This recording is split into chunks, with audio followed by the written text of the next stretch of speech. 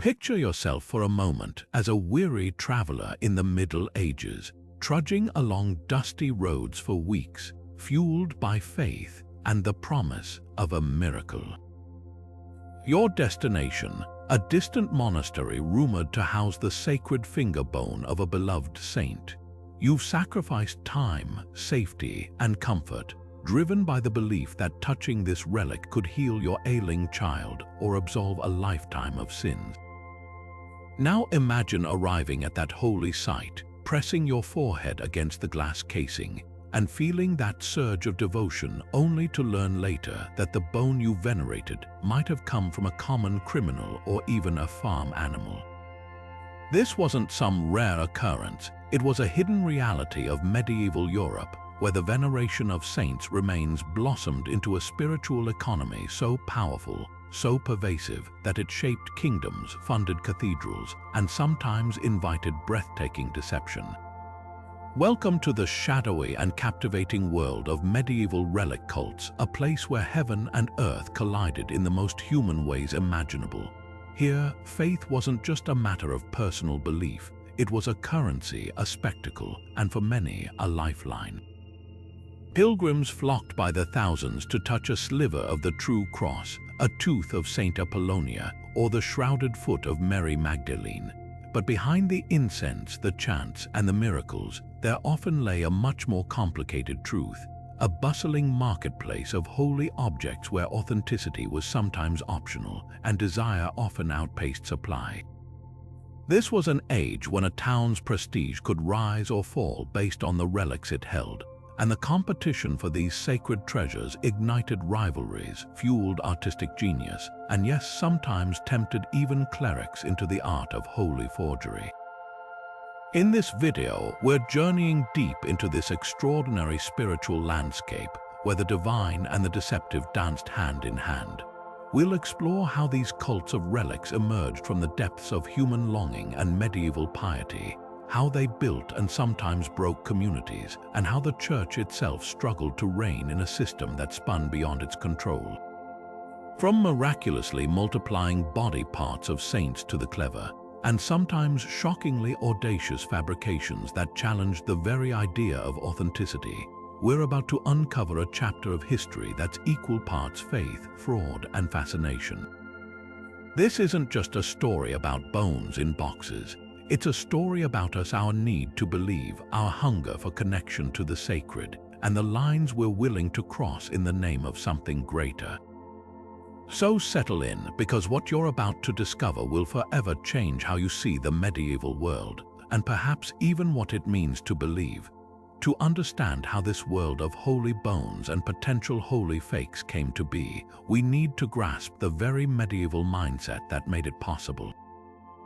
For people living in the Middle Ages, the universe wasn't divided into a distant heaven and a mundane earth.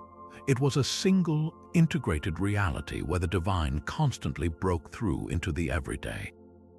Relics were the ultimate proof of this, tangible, physical objects that served as conduits for God's power, left behind by His most faithful servants. Think of it less like visiting a museum and more like approaching a holy power station. The theological foundation for this was known as the communion of saints, a belief that all faithful Christians, both living and dead, were connected in a single spiritual body. The saints, being particularly close to God, could intercede on behalf of ordinary people, and their physical remains were seen as the most potent focal points for that intercession. This wasn't merely symbolic, it was a deeply held conviction that a saint's holiness was so profound it sanctified their very body, even after death, allowing it to channel miracles, heal the sick, and offer divine protection. This spiritual power translated directly into immense earthly influence and wealth, creating what historians now call the sacred economy. A cathedral or monastery without a significant relic was like a town without a market. It simply wouldn't thrive. Pilgrims were the lifeblood of this economy. Thousands would embark on dangerous, expensive journeys, spending money on food, lodging, and souvenirs at their destination. Their donations funded the construction of the breathtaking Gothic cathedrals we marvel at today, Chartres, Canterbury, Santiago de Compostela, these were not just centers of faith, they were spiritual powerhouses built on the economic engine of relic veneration. The prestige of housing a famous relic could elevate a small town into a major European destination, bringing not just donations but also political clout. Rulers would gift relics to secure divine favor for their reigns or to forge alliances with powerful churches. A city protected by the arm of St. George or the skull of St. John the Baptist was a city under powerful and very marketable divine protection. But here lay the central, inescapable problem: the economics of supply and demand. The demand for these sacred conduits was virtually infinite. Every new church required at least one relic for its altar stone.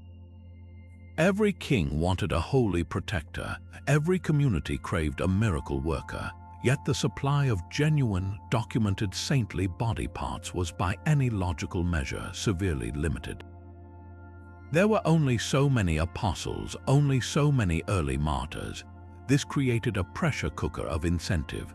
The rewards for owning a powerful relic were so astronomically high in terms of wealth, status, and spiritual authority that the temptation to simply create one became, for some, irresistible. The stage was perfectly set for a crisis of authenticity, where fervent belief and worldly ambition collided, and the line between pious devotion and outright deception began to blur beyond recognition. This financial ecosystem transformed entire regions. The most famous routes, like the Camino de Santiago leading to the cathedral said to hold the body of St. James, weren't just spiritual paths, they were the superhighways of their day, lined with businesses catering to every need of the faithful traveler. A pilgrim needed a place to sleep, food to eat, and a badge to prove they'd completed their journey.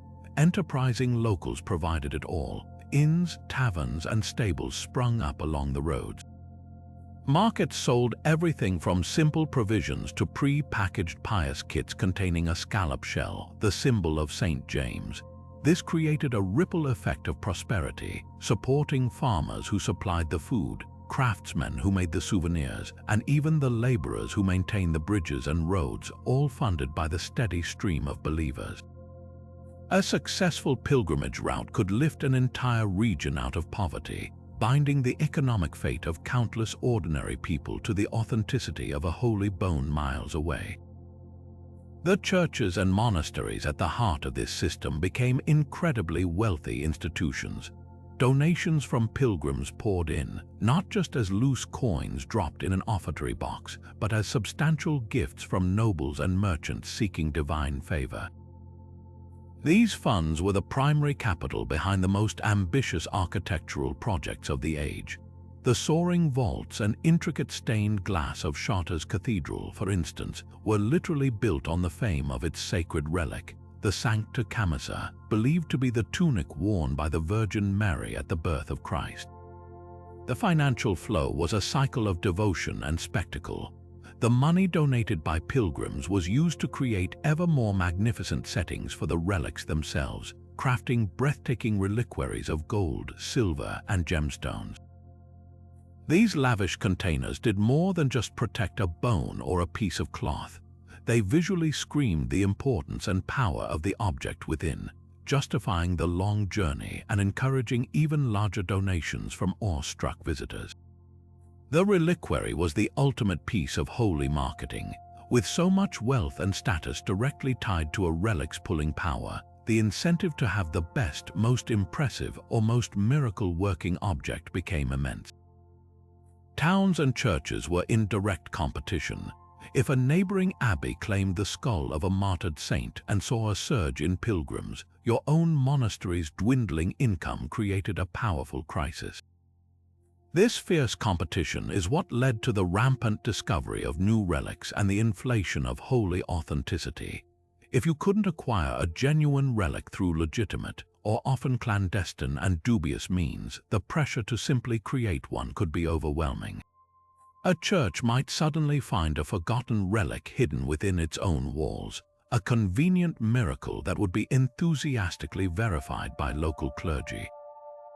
The bodies of saints were famously divided and subdivided, leading to the darkly comedic reality that multiple churches across Europe could each claim to possess the entire head of the same saint.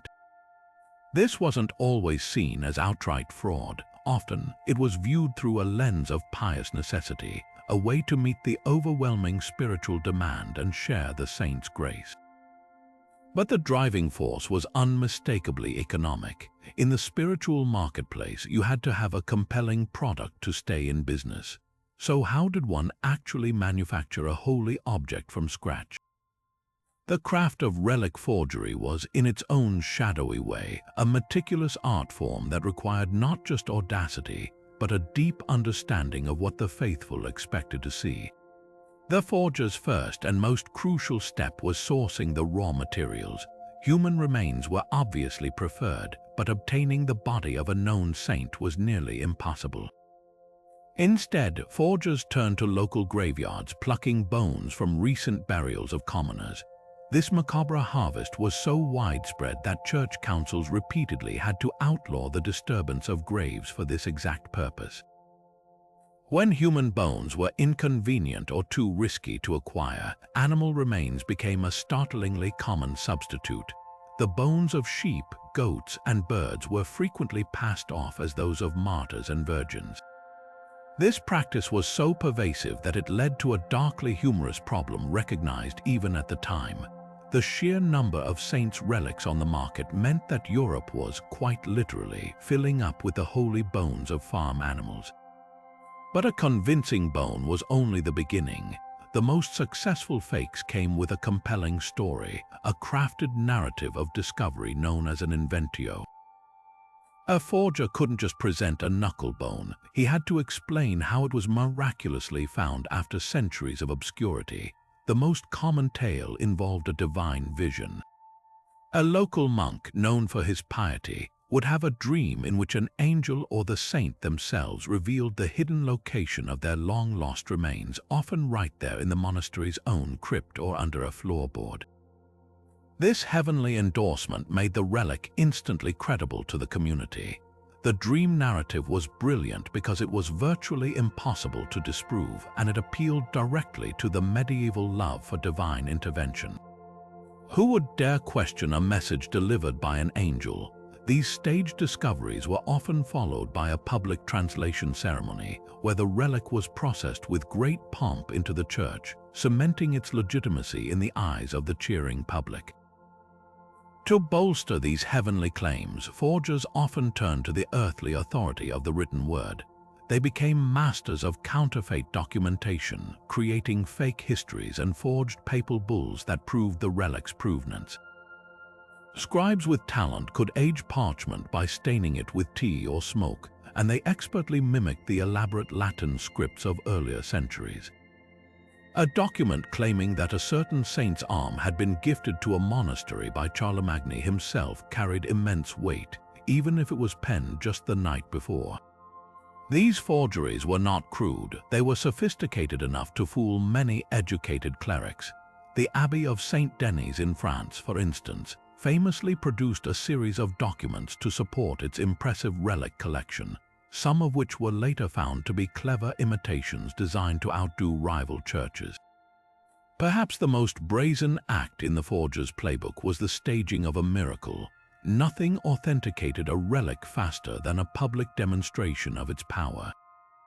Unscrupulous operators would plant individuals in the crowd to be healed the moment they touched the new reliquary. A person pretending to be blind would suddenly see, or a man feigning a crippled leg would throw away his crutches.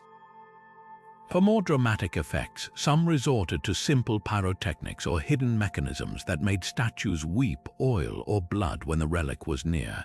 These staged miracles were a powerful form of social proof. Once a few people in the crowd believed they had witnessed the divine, a wave of genuine fervor often followed, making the relic's power feel real to everyone present. The most telling evidence of widespread forgery, however, lies in the sheer anatomical impossibility of many relic collections. The body of a saint who was beheaded and dismembered by Roman persecutors should, by any logical standard, be incomplete. And yet, across medieval Europe, multiple churches claim to possess the entire intact body of the same martyr. One of the most famous examples is that of Saint John the Baptist.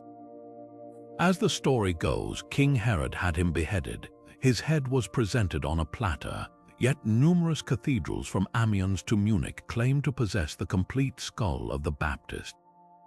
Similarly, the remains of Saint George, the dragon slayer supposedly torn apart by Roman torturers, were said to be venerated in over 30 separate locations. This mathematical miracle of saintly duplication did not go unnoticed. The 16th century reformer John Calvin once quipped that if all the pieces of the true cross collected across Europe were assembled, they would form a small forest rather than a single cross. This was the ultimate failure of the system.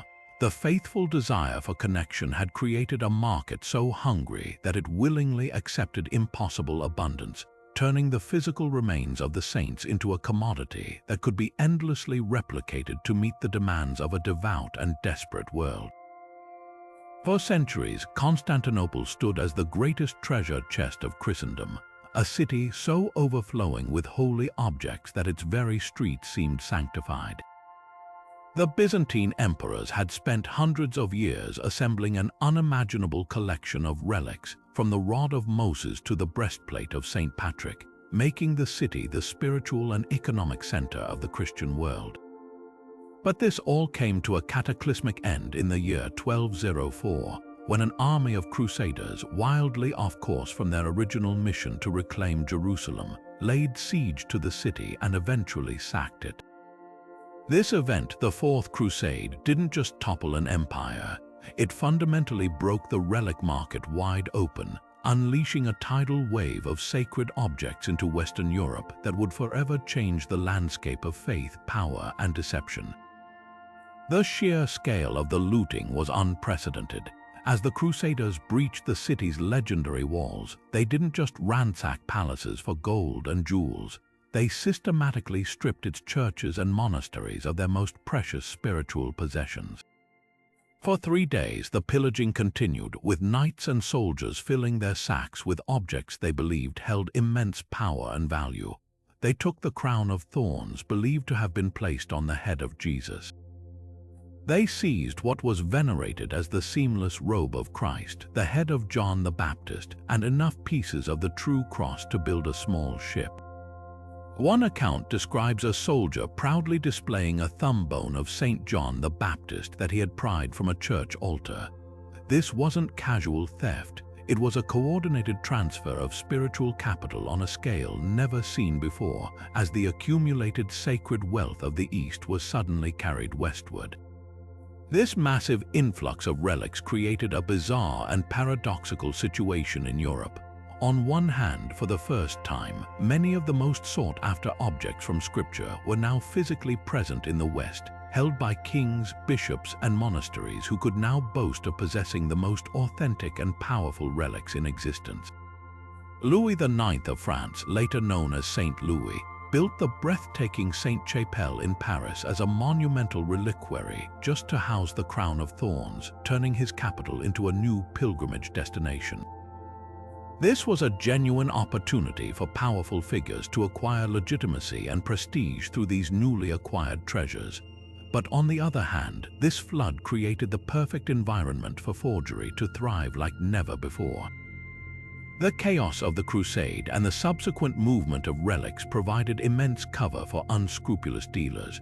How could anyone possibly verify the authenticity of a newly arrived fragment of the true cross when dozens, if not hundreds, were suddenly circulating?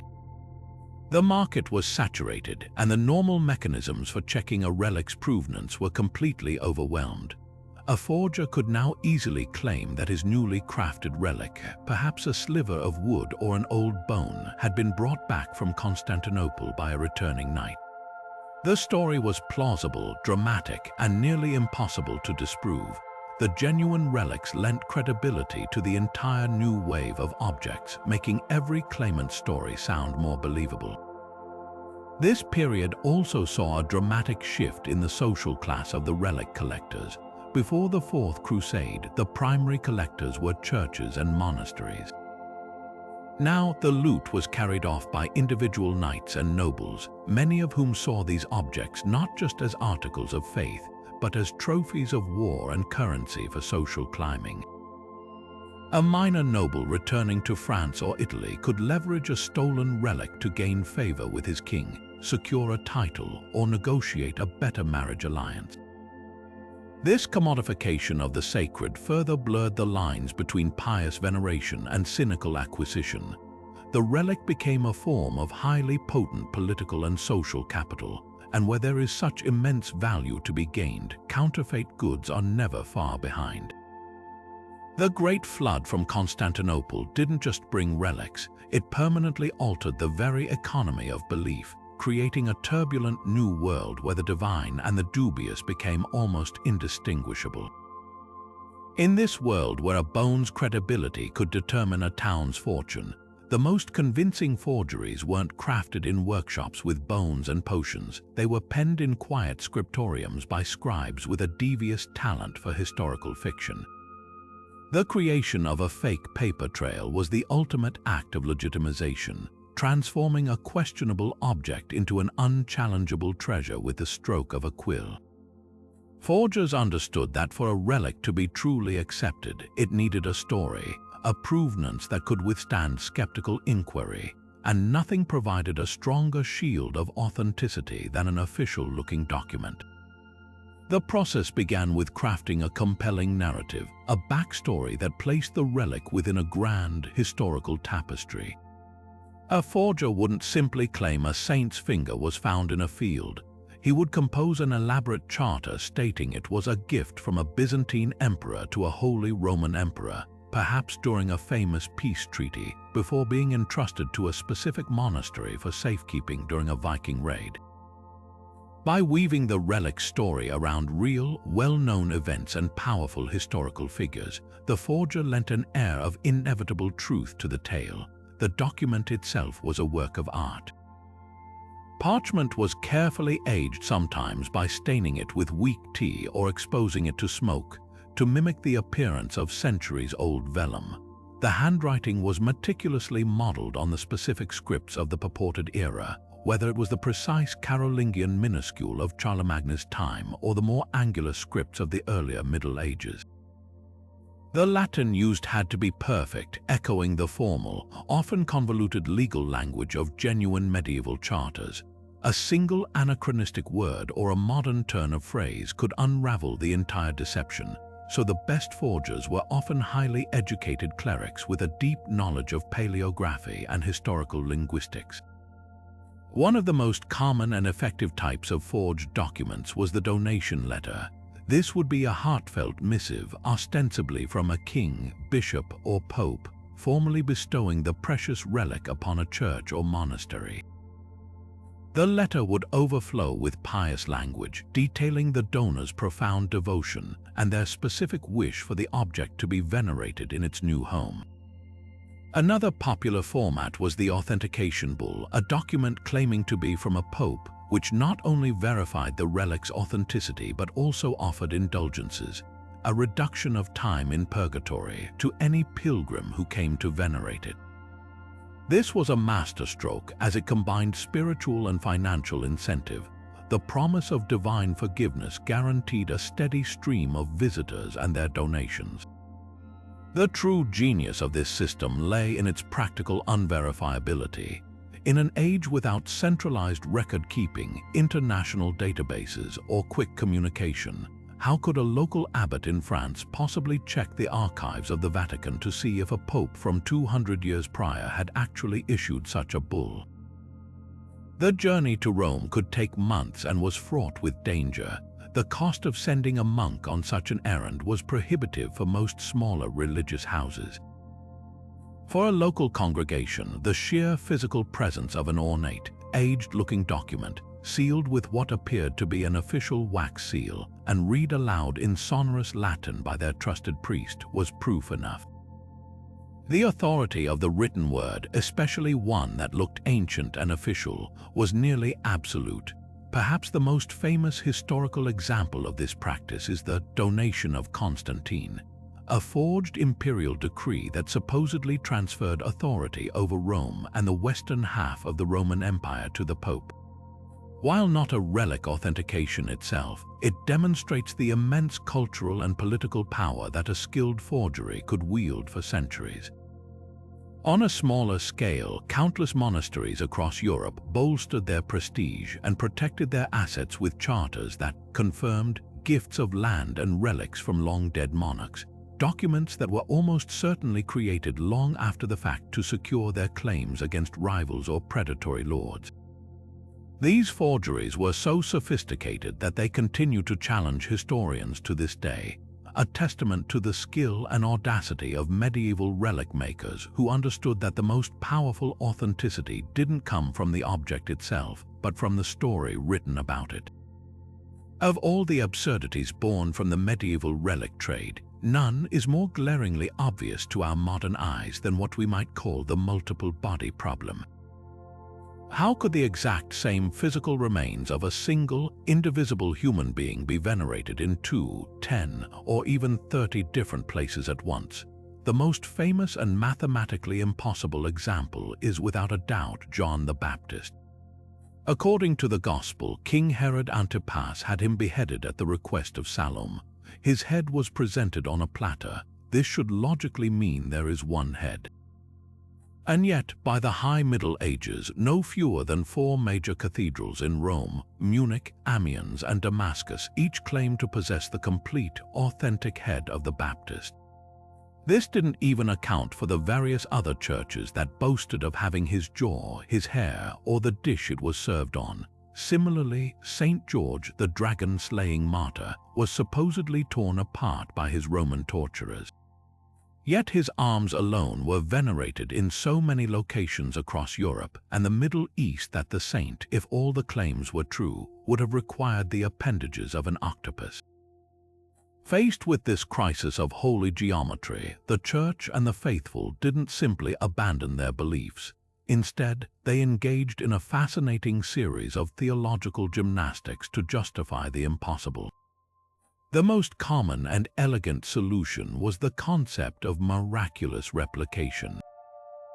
This was the idea that God, in his infinite mercy and desire to answer the prayers of the faithful, could miraculously multiply a relic. It wasn't a forgery, it was a divine photocopy. A single finger bone of a saint could, through God's grace, duplicate itself to meet the overwhelming spiritual demand. This allowed believers to maintain that every relic was, in a spiritual sense, authentic. The miracle wasn't in the initial martyrdom, but in the ongoing, generous multiplication of grace. It was a theological loophole that perfectly served the needs of the time, transforming an embarrassing surplus into evidence of God's abundant love.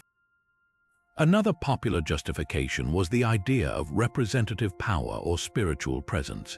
Theologians argued that a tiny, even microscopic fragment of a saint's body, a single tooth, a flake of bone, a drop of blood dried on a cloth, could contain the entire spiritual power and presence of the saint. The physical object wasn't worshipped for its mass, it was venerated as a conduit, a focal point for the saint's attention in heaven. Therefore, if a church had even the most minuscule piece of a saint, it could legitimately claim a connection to the whole. This thinking gave rise to the widespread practice of contact relics. A piece of cloth that had simply touched a major relic, like the bones of an apostle, could itself become a secondary relic, imbued with a share of the same holy power. This created an endless chain of authenticity, where the holiness of one object could be transferred to countless others, further inflating the market but satisfying the deep human need for a tangible connection to the divine. Perhaps the most telling defense came from the highest levels of the Church itself. When confronted with the obvious duplication of major relics, ecclesiastical authorities often fell back on pragmatic acceptance. The benefits of these objects, the miracles they produced, the faith they inspired, the alms they generated for good works, were seen as proof of their ultimate validity. If a relic worked, if it genuinely seemed to heal the sick and comfort the sorrowful, then its material origin became a secondary concern. The ends justified the means in the economy of salvation. This isn't to say there wasn't skepticism. Brilliant minds like the 12th century Abbot Guibert of Nogent openly mocked the absurdity of having 3 heads for a saint who only had one.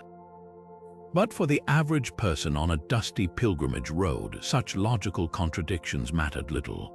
Their faith was not in the bone itself, but in the hope it represented, a hope that no amount of duplication could ever diminish.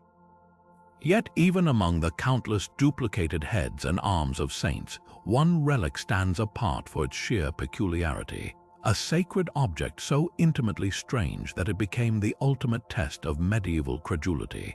The holy prepuce, the foreskin of Jesus Christ, said to have been removed during his circumcision. If the multiplication of saintly bones stretched theological logic, the appearance of this specific relic plunged it into the realm of the surreal. The very notion hinges on a complex theological puzzle. After Christ's ascension into heaven, was his entire physical body, in every respect, assumed into the divine realm? If so, any part left behind, like the foreskin from his infancy, would represent a unique, tangible fragment of the incarnate God left on earth. This paradox made the prepuce simultaneously one of the most controversial, and for some, one of the most powerfully captivating relics in all of Christendom. The purported journey of this object reads like a holy adventure novel.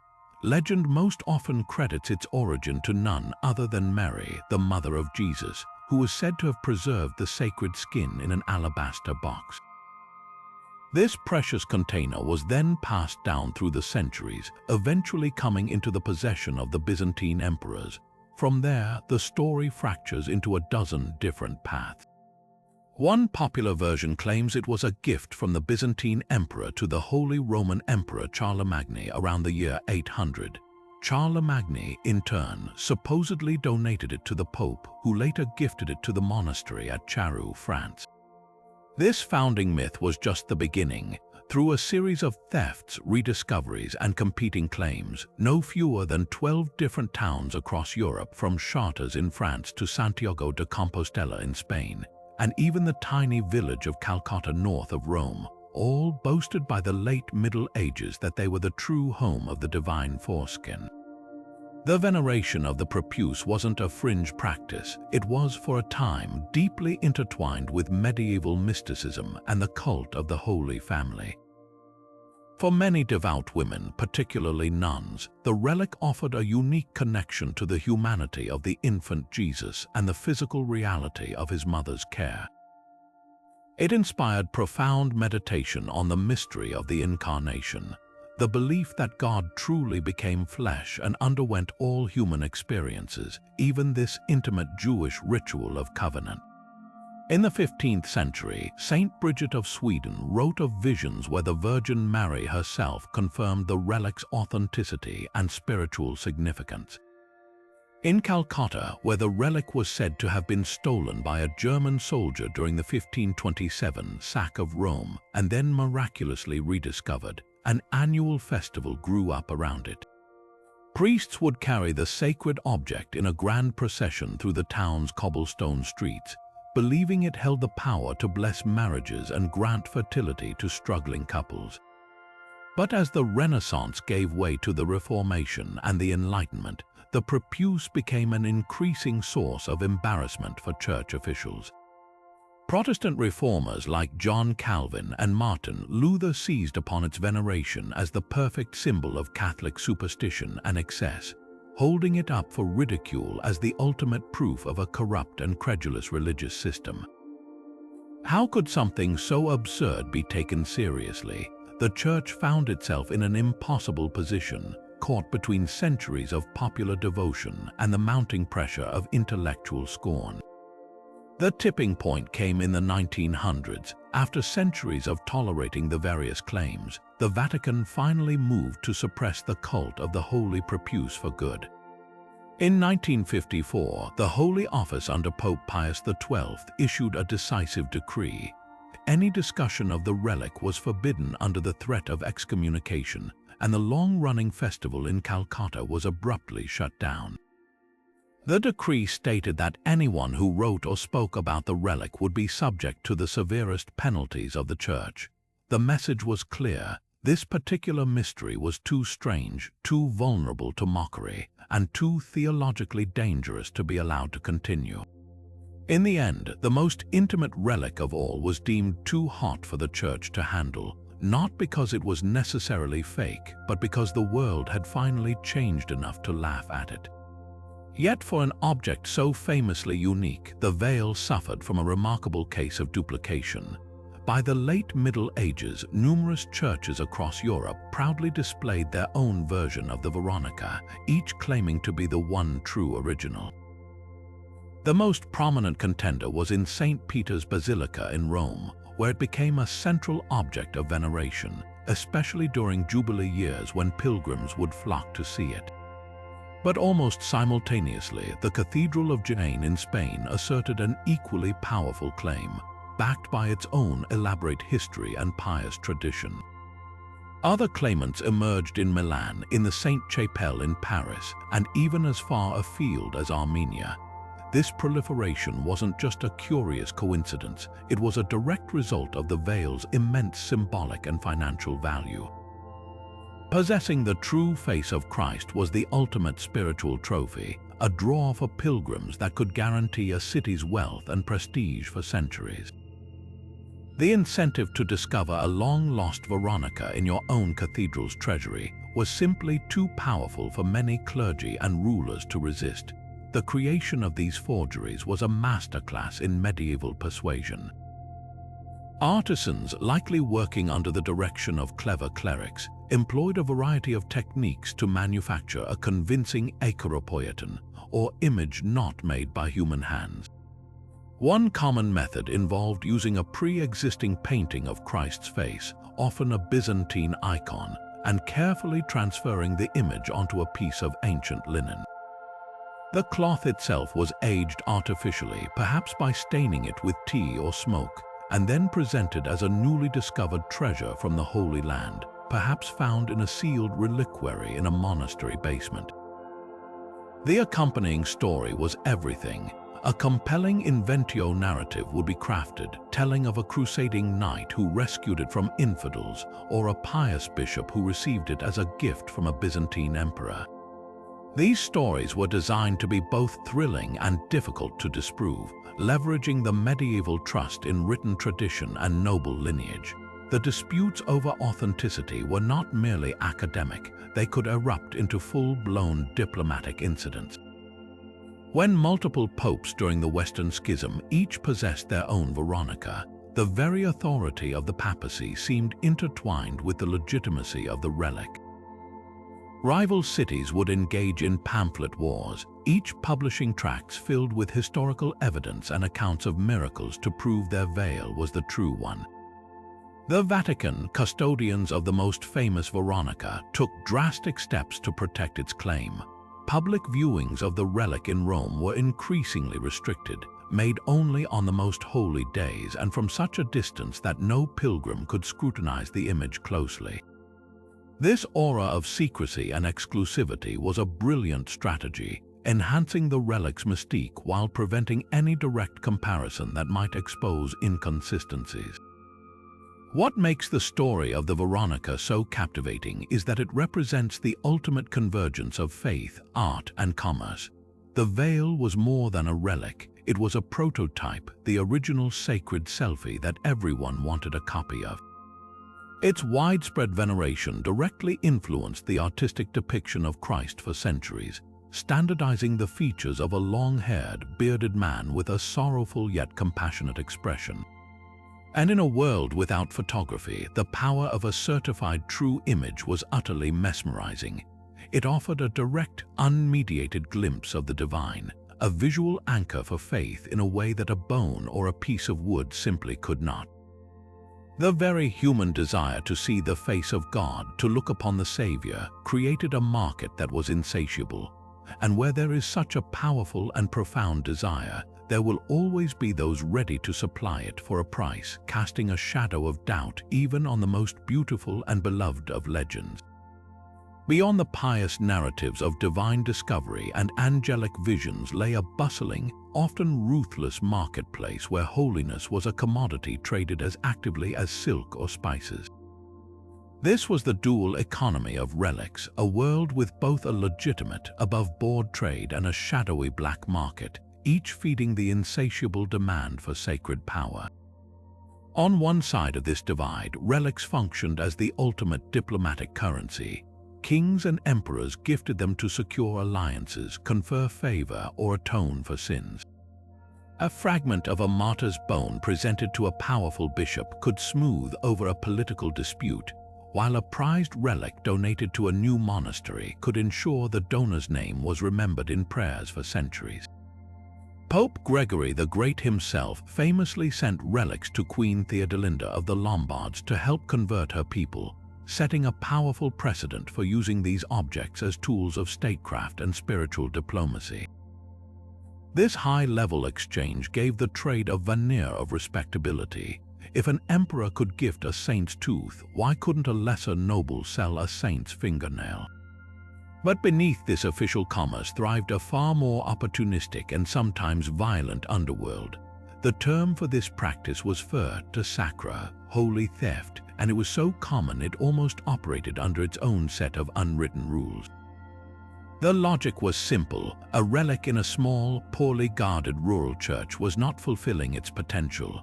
Its holy power was being wasted on a tiny congregation when it could be drawing thousands of pilgrims to a grand urban cathedral, generating wealth for greater works of God. A band of monks from a wealthier institution would therefore plan a heist.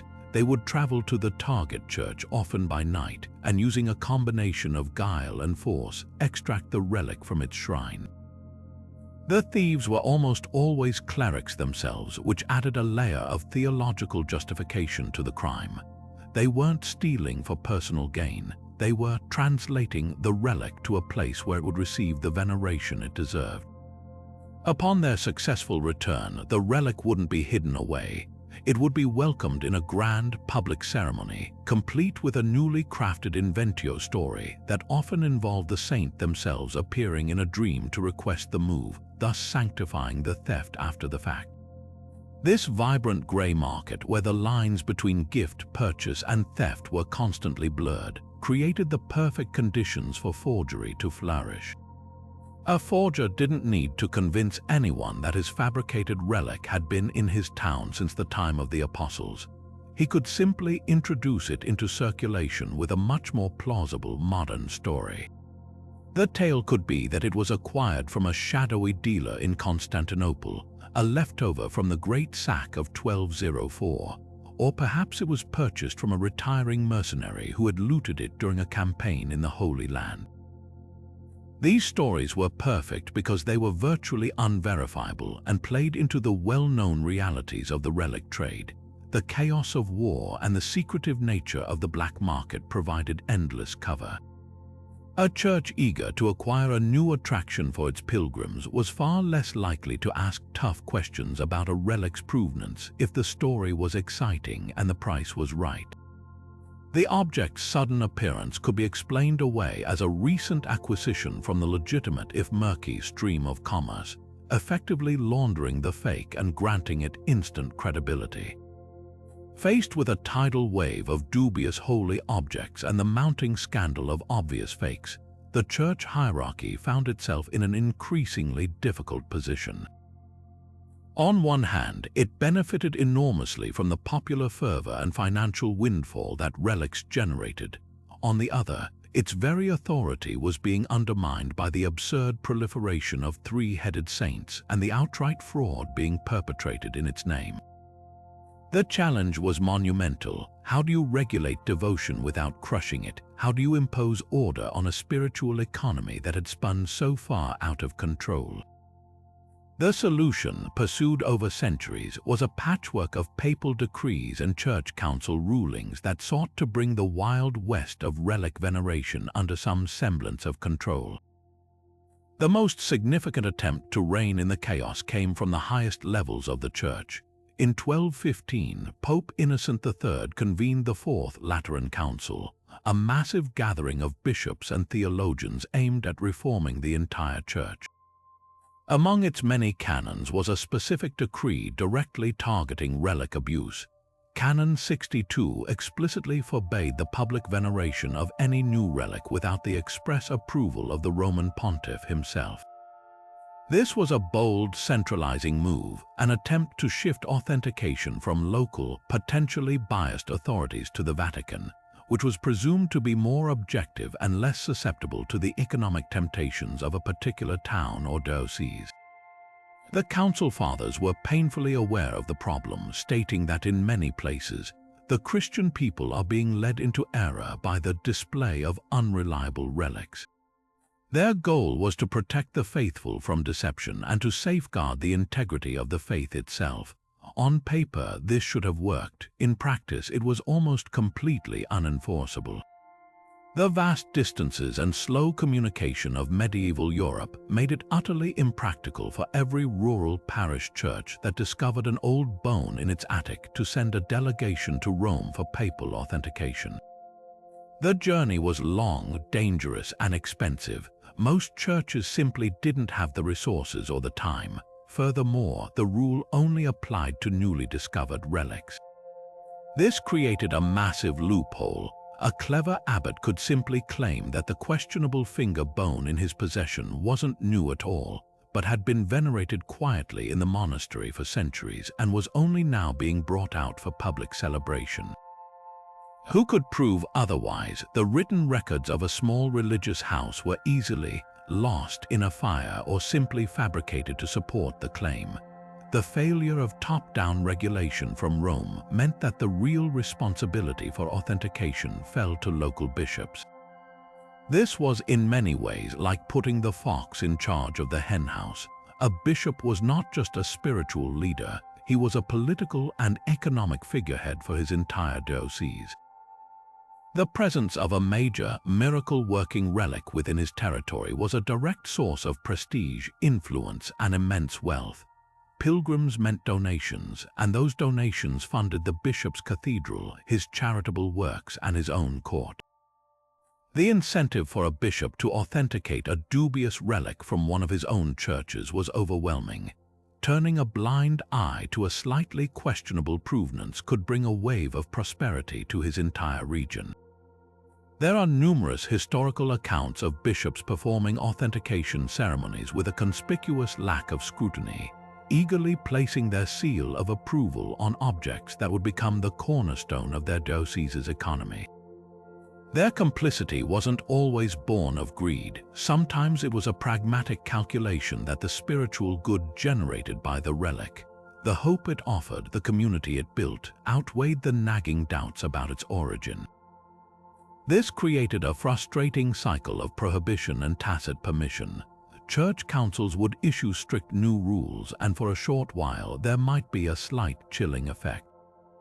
But soon enough, the old pressures would reassert themselves. A struggling church would find a new relic. The local bishop, perhaps after a suitable investigation and a generous donation to his episcopal coffers, would declare it authentic. The pilgrims would flock in, and the cycle would begin anew. The Vatican, far away and often preoccupied with larger political dramas, lacked both the will and the means to police every corner of Christendom. The Church's dilemma was ultimately a human one. It was trying to use rules and decrees to control a system driven by the most powerful human motivators: faith, hope, and financial necessity.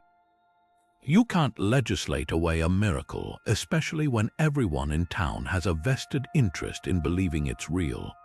Even within an age of profound faith, the clamor of commerce and the spectacle of countless miracles could not completely silence the voice of reason.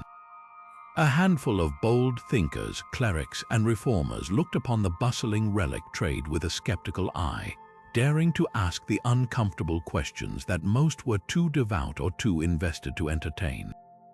They were the early forensic scientists of the sacred, applying logic, historical analysis, and moral outrage to a system they saw as spiritually corrupt and intellectually bankrupt.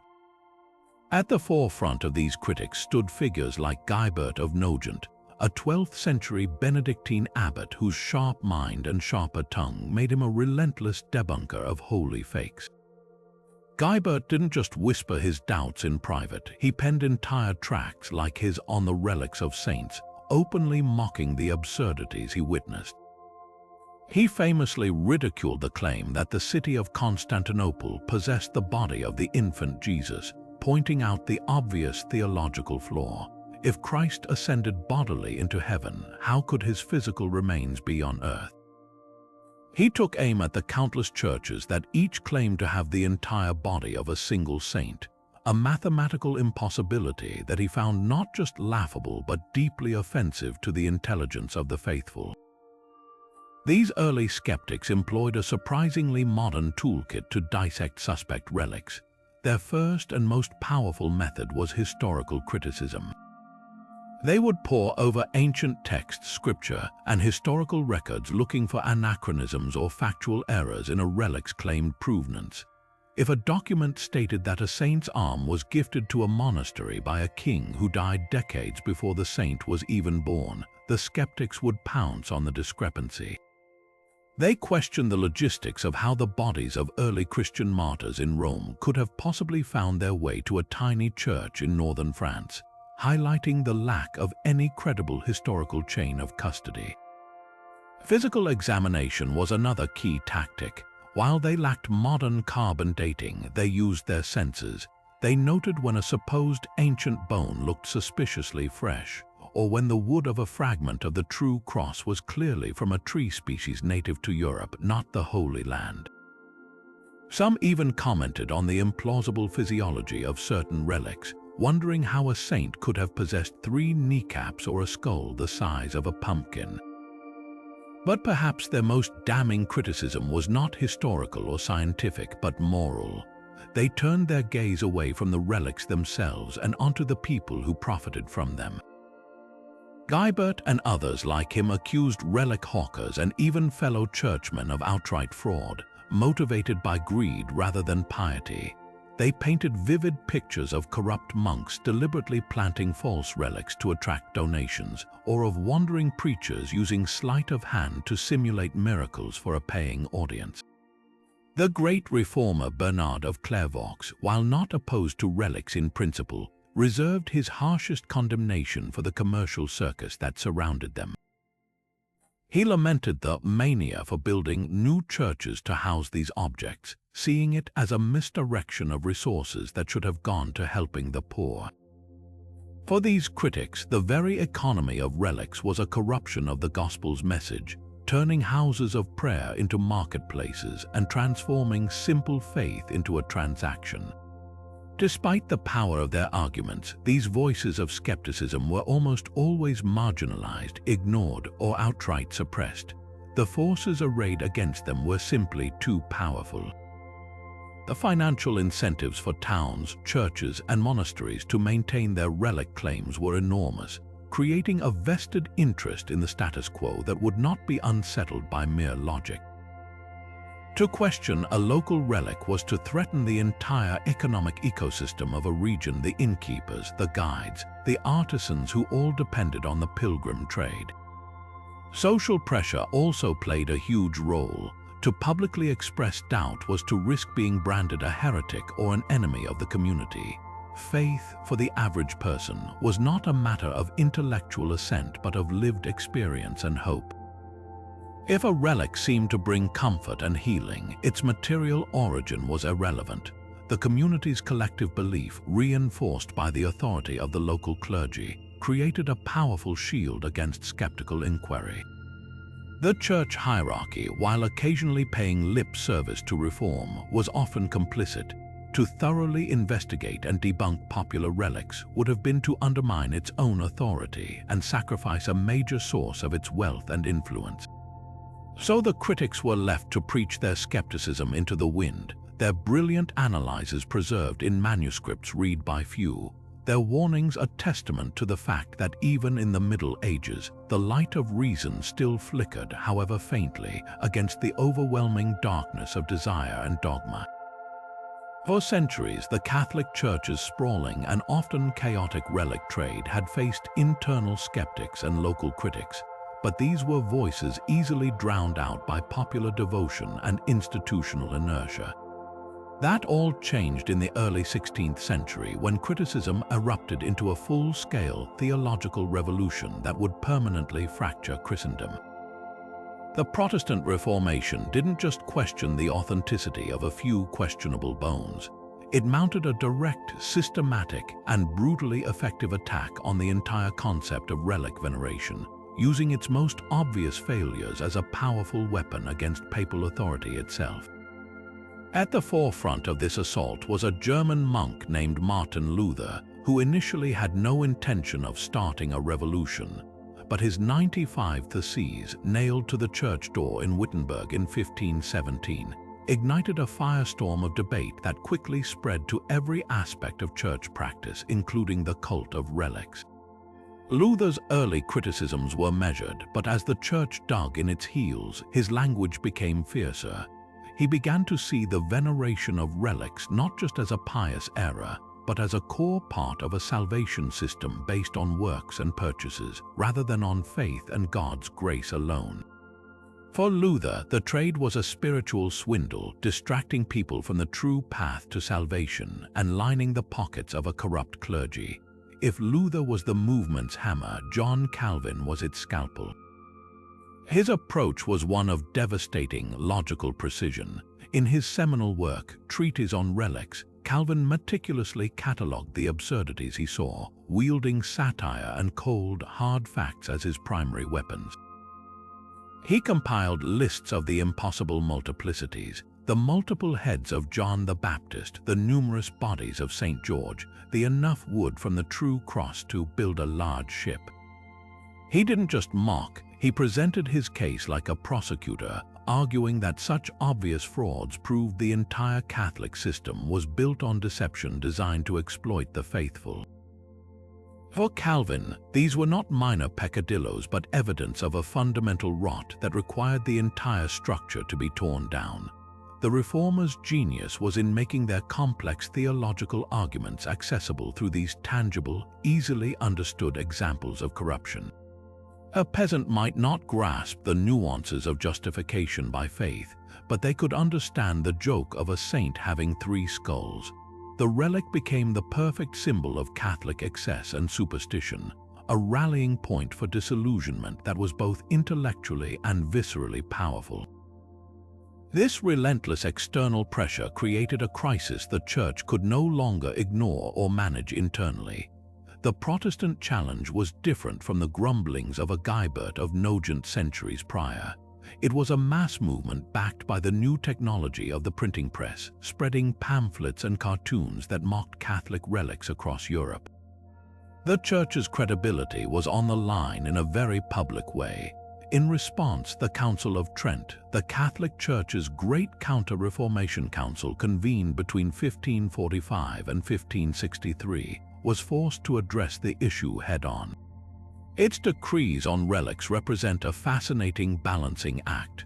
On one hand, the council strongly reaffirmed the legitimacy of venerating relics, declaring it a good and profitable practice that was pleasing to God and capable of bringing blessings to the people. To abolish the practice entirely would have been to admit the reformers were right. On the other hand, and more significantly, Trent initiated a quiet but sweeping cleanup operation. The council issued strict new directives to end the most egregious abuses. It ordered that no new relics could be recognized without the approval of a bishop, and that no miraculous claims could be attached to an object without a thorough ecclesiastical investigation. Most importantly, it commanded that every relic currently in public veneration had to be authenticated with proper documentation and sealed in a reliquary to prevent tampering. This directive forced a long overdue reckoning. Bishops throughout Catholic Europe embarked on inspections of their dioceses, opening ancient reliquaries and examining their contents, often for the first time in centuries. The results were embarrassing. Countless relics that had been the source of local pride and income for generations were suddenly deemed dubious or outright fraudulent.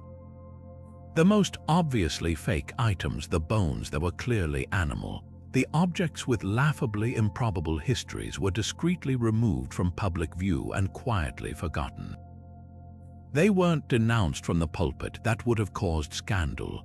They were simply retired, their cults allowed to fade away into obscurity. This reform from within, however, was a pragmatic compromise, not a surrender. The Church understood the immense spiritual and economic value of its remaining relic collection.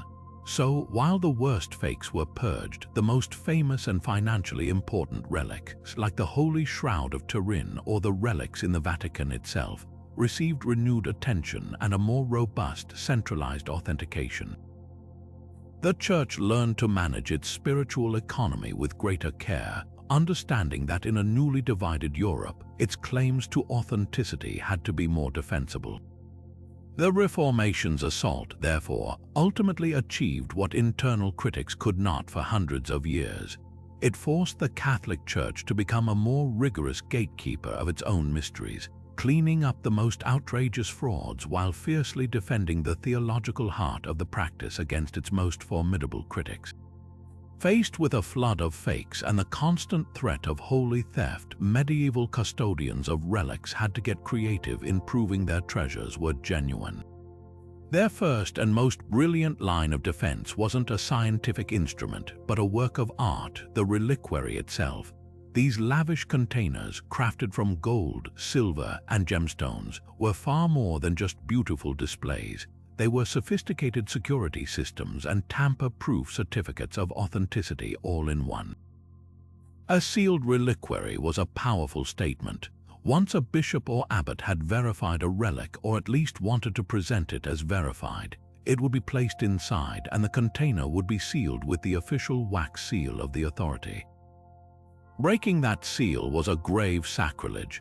This physical barrier made it incredibly difficult for anyone to swap out the contents, and the presence of an unbroken seal across generations served as a continuous, visible guarantee that the object inside was the same one that had been authenticated decades or even centuries earlier.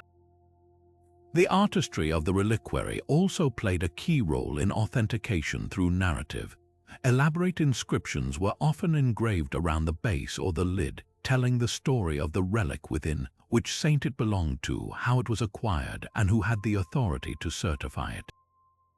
Some reliquaries, known as speaking reliquaries, were molded into the shape of the body part they contained: an arm, a head, a foot. This visual confirmation helped pilgrims instantly understand what they were venerating, and by extension reinforced the claim that the contents matched the container.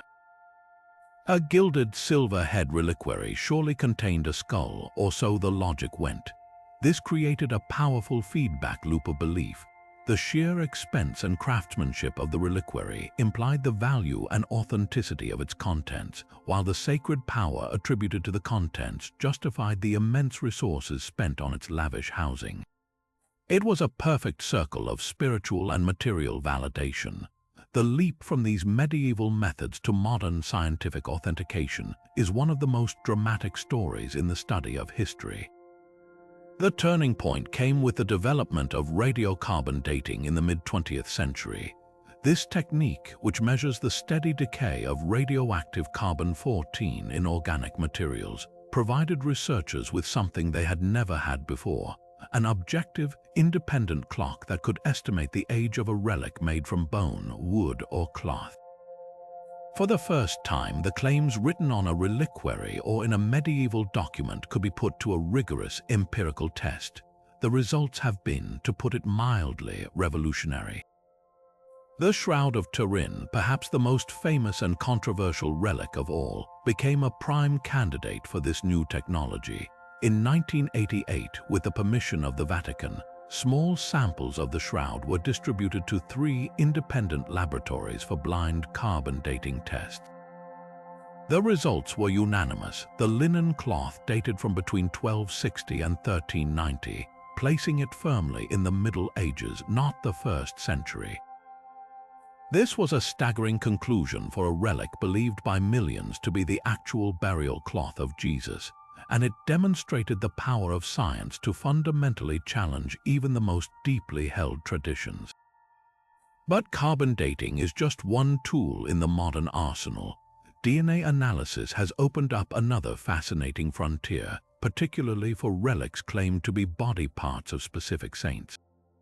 Scientists can now extract genetic material from ancient bones and compare it to other relics associated with the same saint or to potential living descendants. This doesn't just test age, it tests biological relationships. Material spectroscopy allows experts to analyze the exact chemical composition of pigments, textiles, or woods without damaging the object. This can reveal anachronisms, like a pigment that wasn't invented until the 15th century on a relic supposedly from the 4th. These techniques have been applied to a growing number of sacred objects, often with surprising outcomes. The head of John the Baptist, venerated in a Bulgarian monastery, for instance, was found to be from a man who lived in the 1st century BC, a time frame that intriguingly fits the biblical narrative.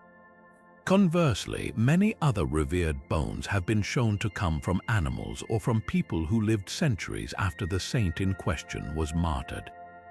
This scientific scrutiny has created a complex new relationship between faith and fact. For some, these findings are a devastating blow, proof that their devotion was misplaced. For others, however, the scientific data is irrelevant. The true power of a relic, they argue, lies not in its material provenance but in its centuries-long role as a focal point for prayer, hope, and miracle. A relic that has inspired profound faith and comfort for 1,000 years has a different kind of authenticity, one that a lab report cannot invalidate. Modern religious authorities often walk a careful line, respecting the findings of science while also honoring the enduring spiritual significance of these objects. The technology of authentication has given us answers, but it has also revealed that the questions we ask about these objects, are they real, are they powerful, are they holy, are far more complex and deeply human than any machine can fully measure. And so we arrive at the ultimate case study, the relic that stands above all others in its fame, its mystery, and its power to divide opinion, the Shroud of Turin. This 14-foot-long linen cloth, bearing the ghostly, sepia-toned image of a crucified man, is for millions of believers the very burial shroud of Jesus Christ, a sacred snapshot of the moment of resurrection.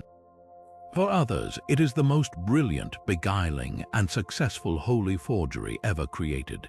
Its story is a perfect microcosm of our entire exploration, a single object that contains all the forces of faith, science, history, and art crashing together.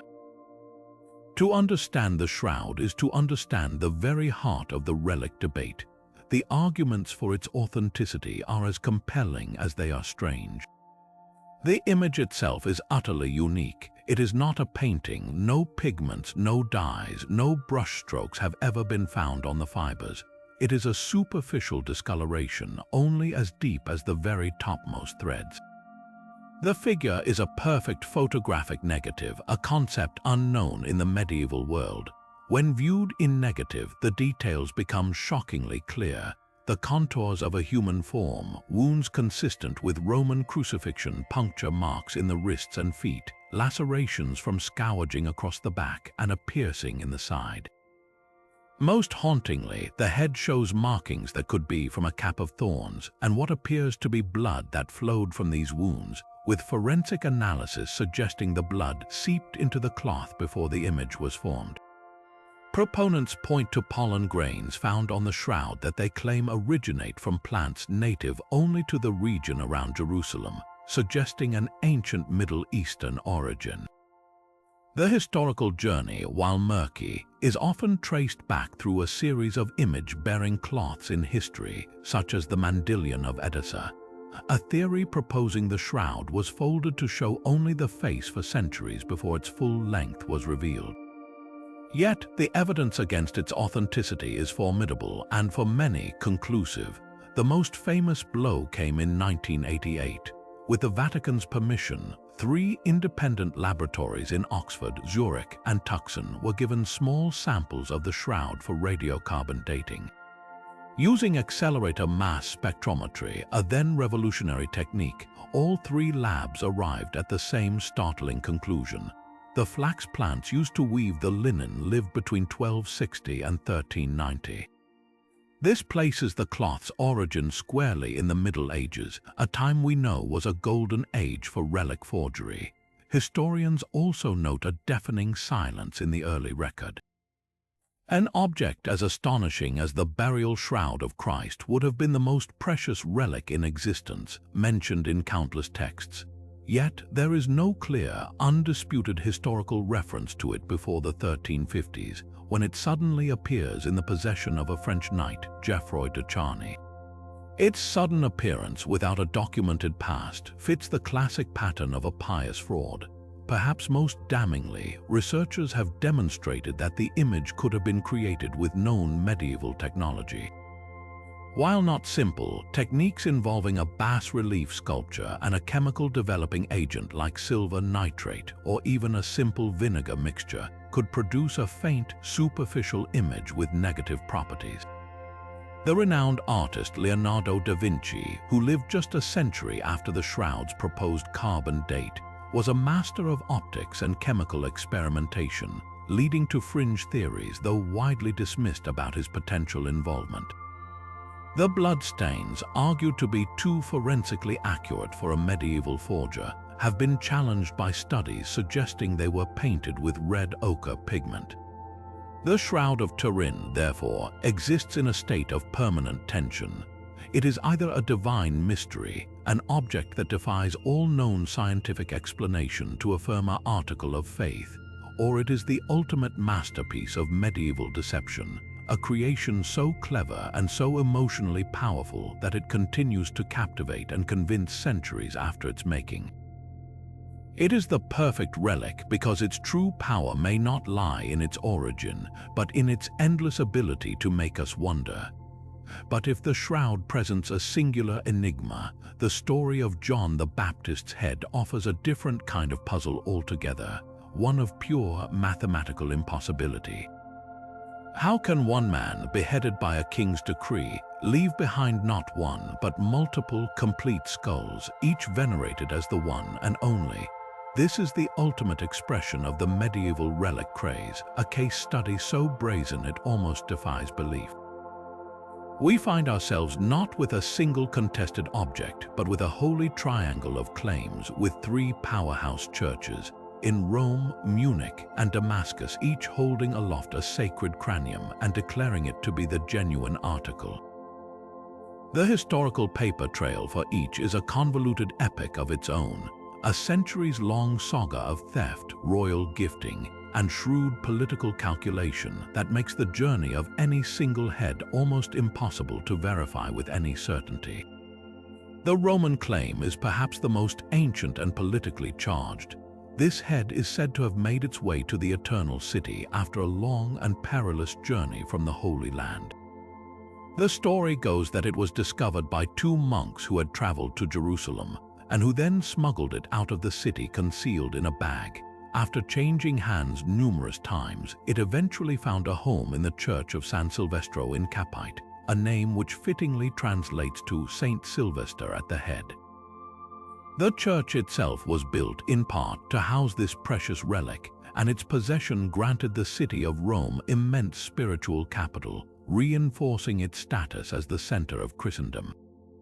The head became a powerful symbol of papal authority, a direct link to the forerunner of Christ himself, and its authenticity was fiercely defended through centuries of complex church history and tradition. Meanwhile, the head in the Residence Museum in Munich boasts a very different yet equally grand pedigree. Its tale is one of high-stakes diplomacy and imperial ambition.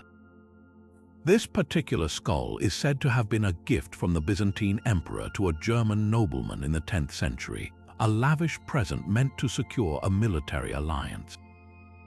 It eventually came into the possession of the powerful Wittelsbach family, the rulers of Bavaria, who enshrined it in a breathtaking reliquary of gold and jewels, a masterpiece of craftsmanship designed to reflect the relic's immense value and the dynasty's divine right to rule.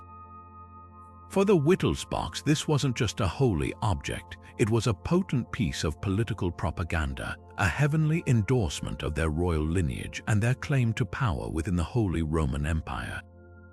Its story is woven into the very fabric of European noble politics. Then there is the claim of the Umayyad Mosque in Damascus, which introduces a fascinating interfaith dimension to the mystery. Islamic tradition also venerates John the Baptist, known as Prophet Yahya, and the mosque proudly displays a sepulchre that is said to contain his head. According to local law, it was discovered during the construction of the mosque in the early 8th century, buried in a crypt beneath the foundations. For the Muslim rulers who built one of the world's most magnificent mosques, housing the relic of a prophet shared by Christianity and Islam, was a profound statement of respect and a powerful symbol of continuity, linking the new faith to the prophets of the old. This claim exists in a different historical stream, one less documented by Western chroniclers but no less deeply held by the faithful who visit the site. Faced with this theological standoff, how did the Church and its followers reconcile the glaring reality that three, and historically even more, complete heads could not possibly be authentic? The answer lies in a combination of strategic silence, pious legend, and the powerful force of local belief. Geographically and politically isolated from one another for centuries, these three cults developed in parallel universes. A pilgrim traveling to Rome in the 12th century would have had no way of knowing a rival head was venerated in Bavaria, and even if they had heard rumors, the authority of the local priests and the grandeur of the reliquary were proof enough. The immense spiritual and economic benefits each relic brought to its city created a powerful vested interest in maintaining the claim, making any official investigation or comparison unthinkable. It was far more pragmatic to simply accept that God's ways were mysterious and that the saint's power could manifest in multiple places. Modern science, however, has offered some blunt clarity to this ancient mystery. While the head in Damascus has not been subjected to modern testing, the one in Munich has. Radiocarbon dating performed on the Bavarian skull delivered a verdict that was both shocking and yet perfectly predictable to historians. The bone dates to between the 7th and 9th centuries AD. This is hundreds of years after the death of John the Baptist in the 1st century. The scientific evidence suggests this particular head belonged to an anonymous individual from the early Middle Ages, a person whose remains were later misidentified, perhaps deliberately, and elevated to sainthood to meet the overwhelming demand for a connection to the biblical past. This finding doesn't necessarily disprove the other claims, but it casts a long shadow over all of them, reinforcing the pattern we've seen throughout this history.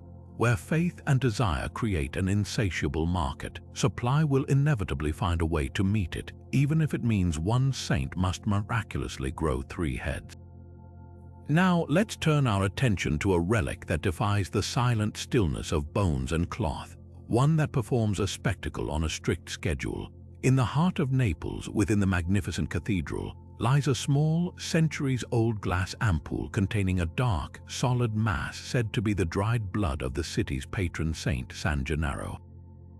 3 times each year, on the first Saturday in May, on his feast day in September, and on December 16th, this substance is removed from its secure vault, placed in the hands of the presiding cardinal, and presented to a massive, anxious crowd packing the streets.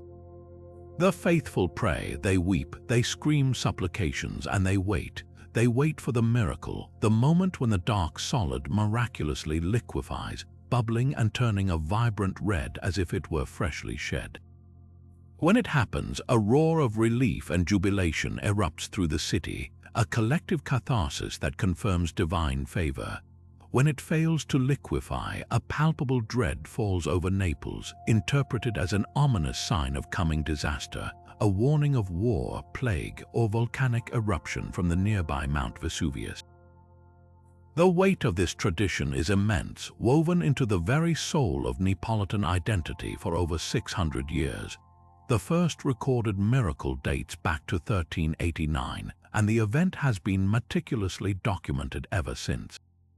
For the people of Naples, the miracle is not a matter of abstract theology. It is a direct personal contract with their saint, a barometer of their collective fortune. The survival of the city, nestled in the shadow of one of the world's most dangerous volcanoes, feels intrinsically tied to San Gennaro's benevolence, which is measured by this annual chemical reaction.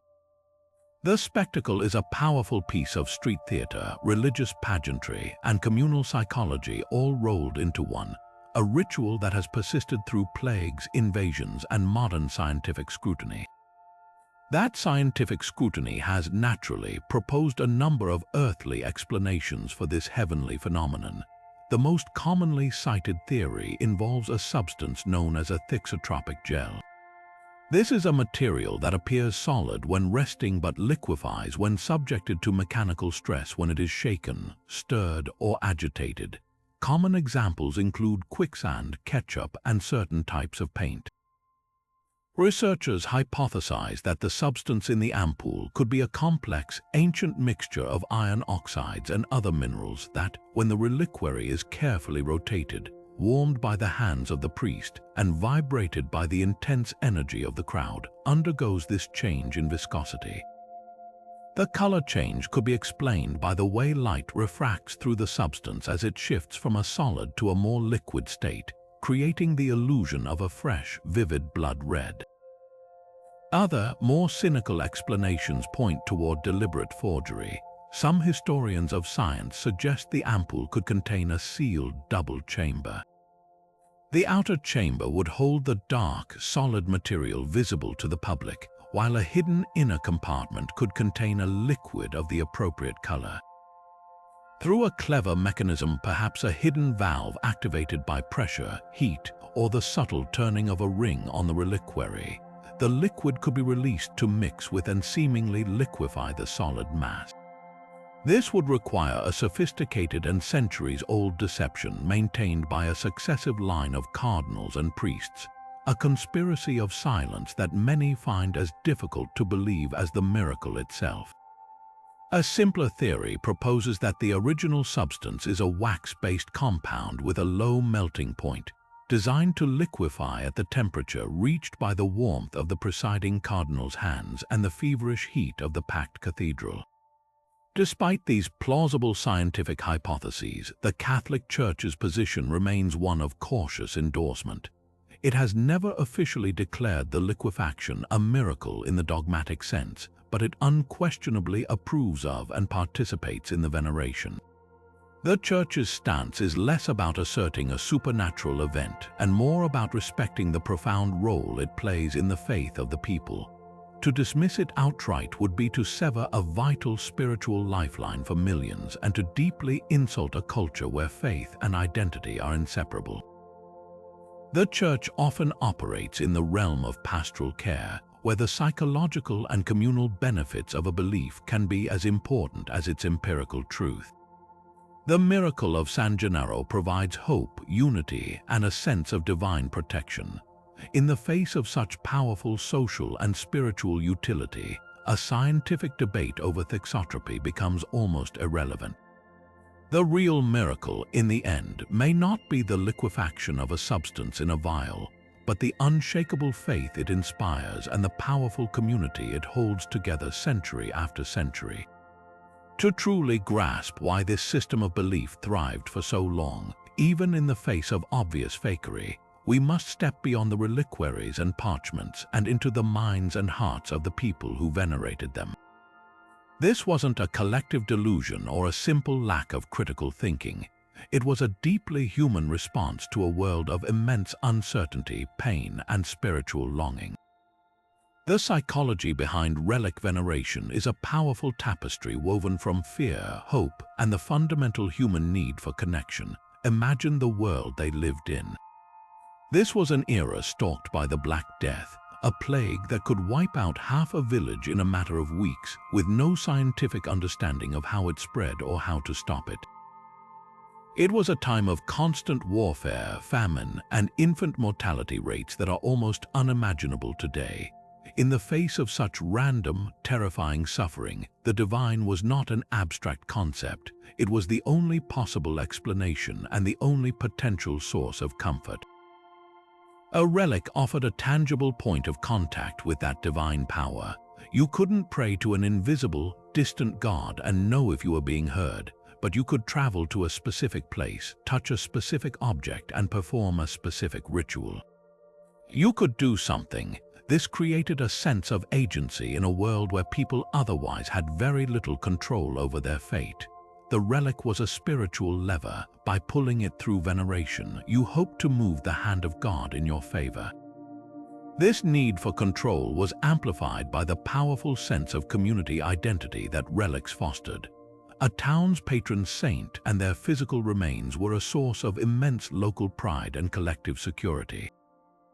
The saint was a heavenly protector, a divine advocate who had your town's back. During a siege, the relics would be processed along the city walls to invoke divine defense. In a drought, they would be brought out to pray for rain. The well-being of the community was literally tied to the power of its sacred objects. To publicly doubt the authenticity of your town's relic wasn't just a theological disagreement, it was an act of social betrayal. It was like questioning the prowess of your city's champion in a time of war. You would be undermining communal morale and potentially inviting disaster by angering the very saint who was supposed to be protecting you. Belief was a social contract reinforced by festivals, processions, and a shared narrative that everyone had a stake in maintaining. Underpinning all of this are cognitive biases that are hardwired into the human brain then and now. The most powerful of these is confirmation bias, our tendency to seek out and favor information that confirms what we already believe, while ignoring or dismissing evidence that contradicts it. A pilgrim who traveled for weeks to be healed by a relic was immensely invested, both emotionally and financially, in its power. If they experienced a reduction in pain or a moment of psychological peace, or even if they just saw someone else in the crowd have a powerful emotional reaction, they would interpret that as a miracle.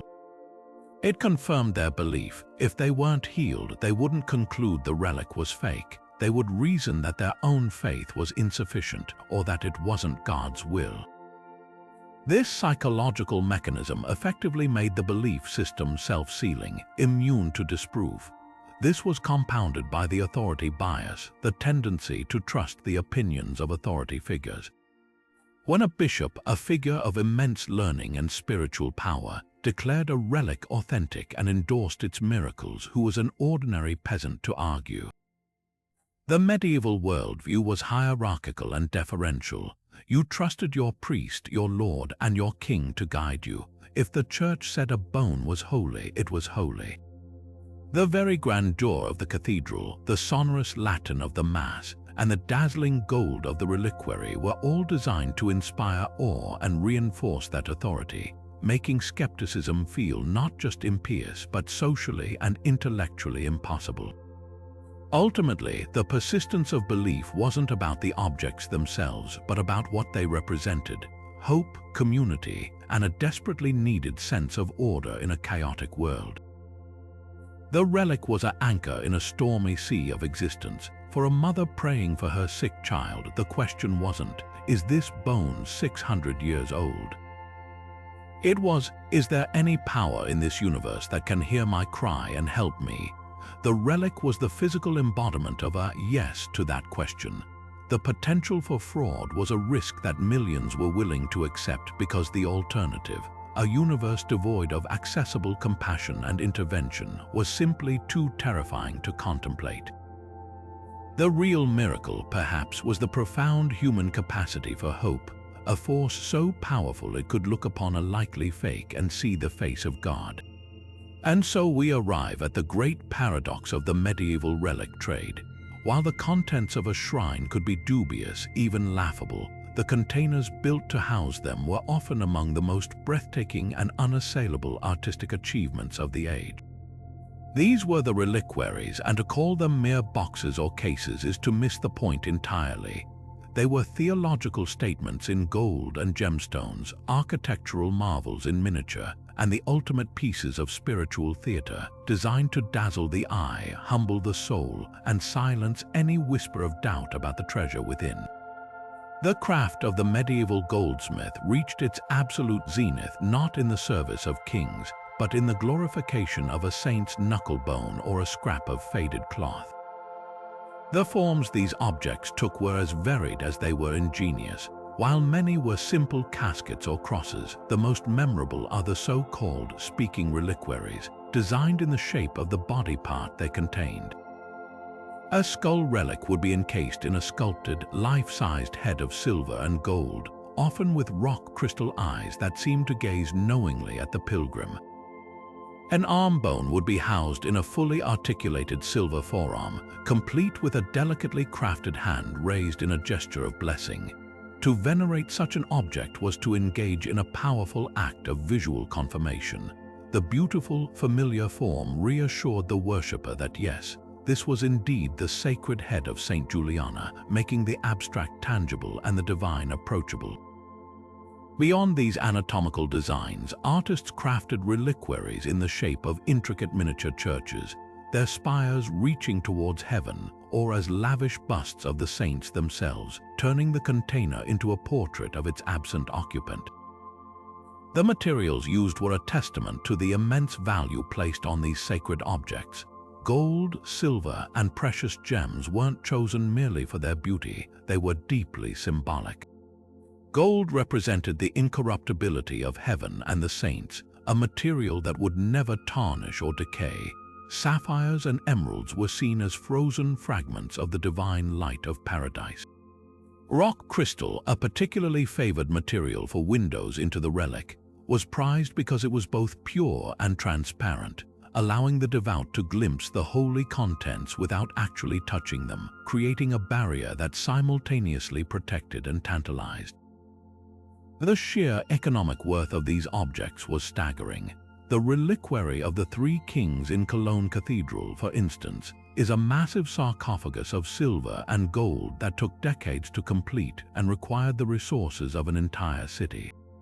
It wasn't just a container, it was a public works project and a declaration of civic pride.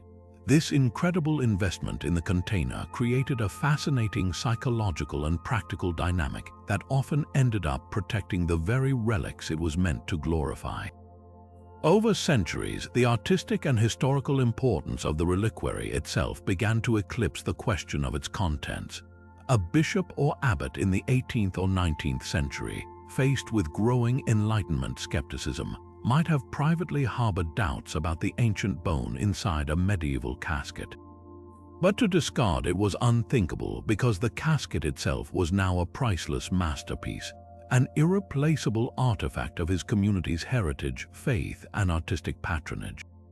The value had successfully transferred from the questionable contents to the unquestionably magnificent container.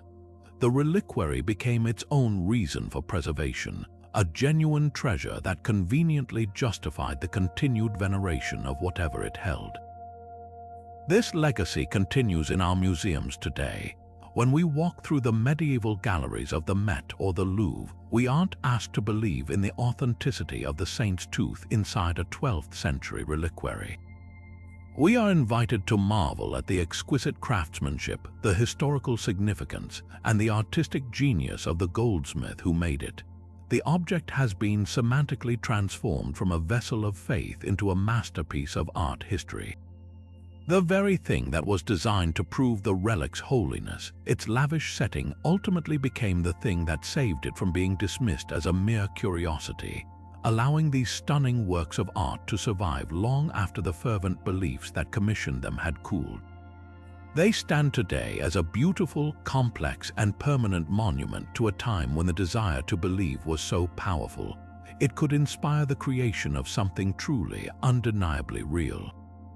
The quiet halls of museum laboratories and university research centers have become the new frontier in the ancient quest for authenticity, applying tools unimaginable to medieval pilgrims to questions as old as faith itself.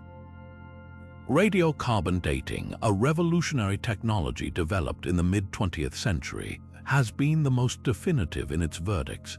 By measuring the steady decay of radioactive carbon-14 in organic materials, scientists can estimate an object's age with remarkable precision. This technique has been applied to numerous fragments of the True Cross, perhaps the most sought-after relic of the Middle Ages.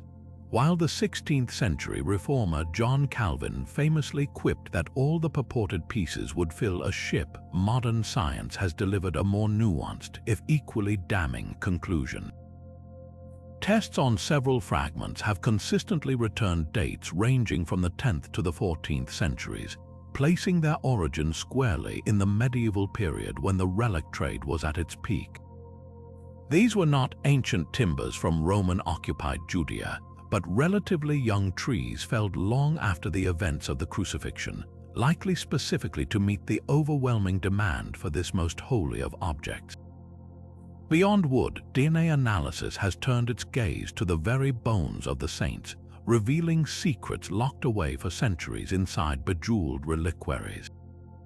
In one comprehensive study of a large collection of saintly remains across Europe, the results were startling. A significant portion of the contents were not human at all. Bones venerated as those of early Christian martyrs were genetically identified as coming from sheep, goats, and even rabbits. In other cases where the remains were human, the DNA often told a story at odds with the official legend.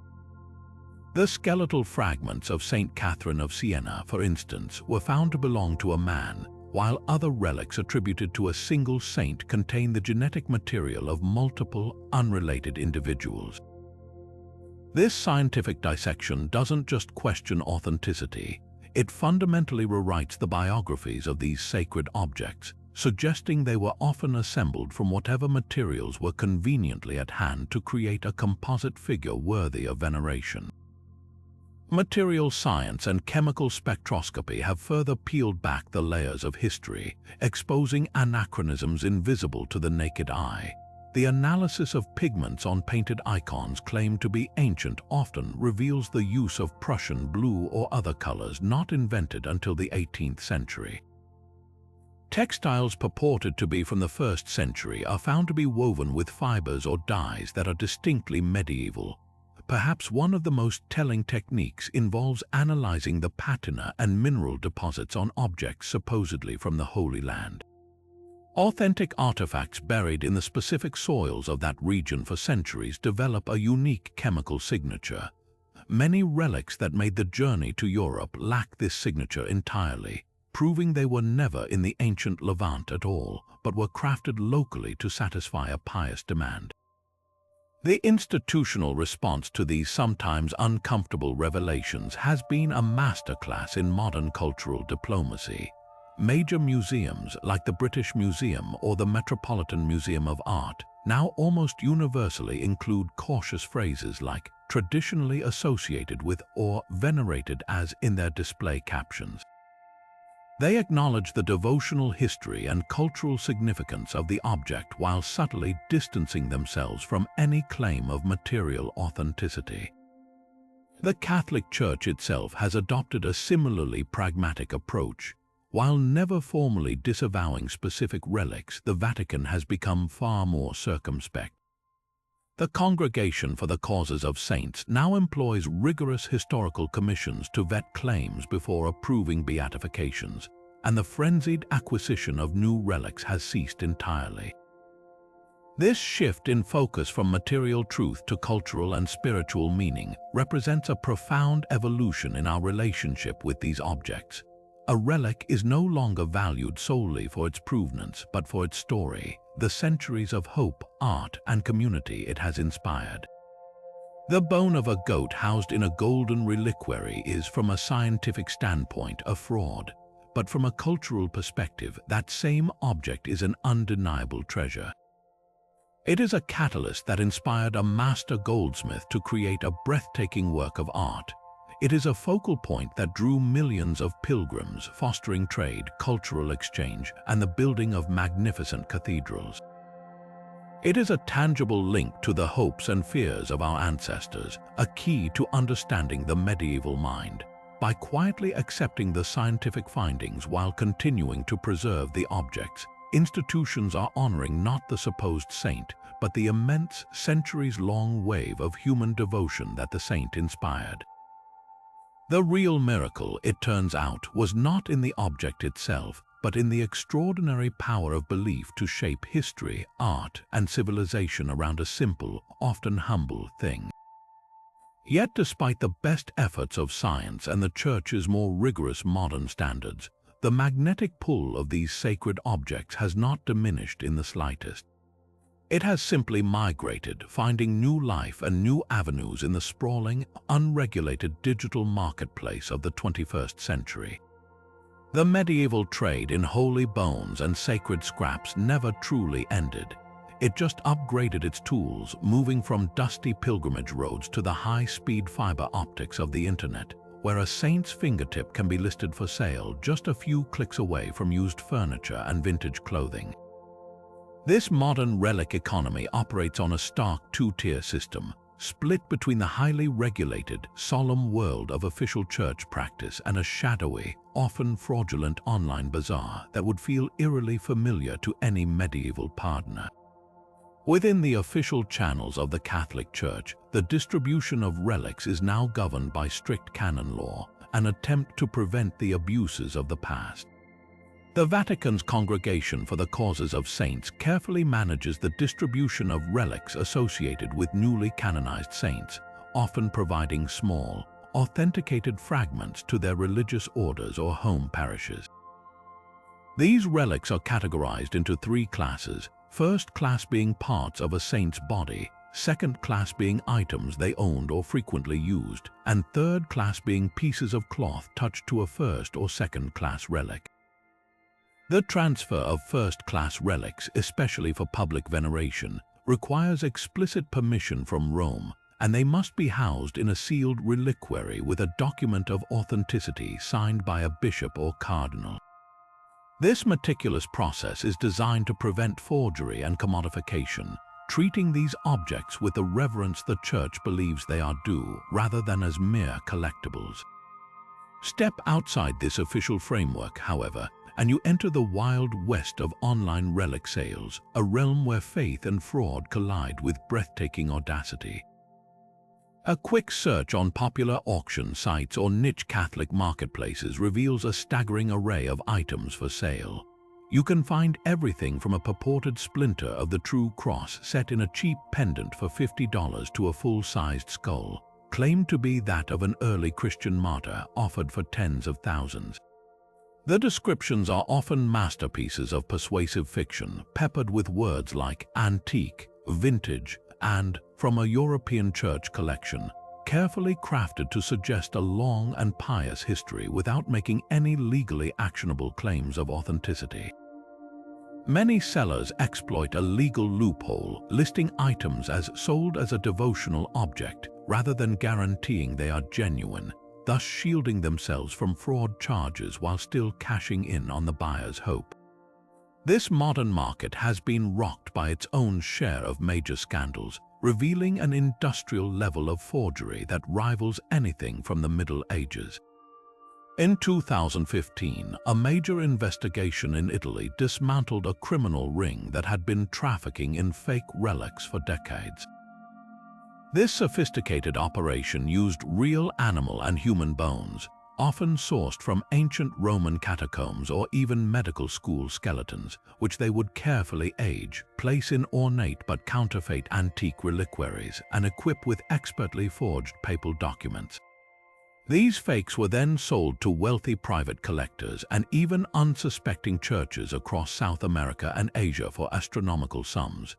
Another recent scandal involved a Belgian dealer who was found to be selling hundreds of first-class relics online, each with seemingly impeccable paperwork.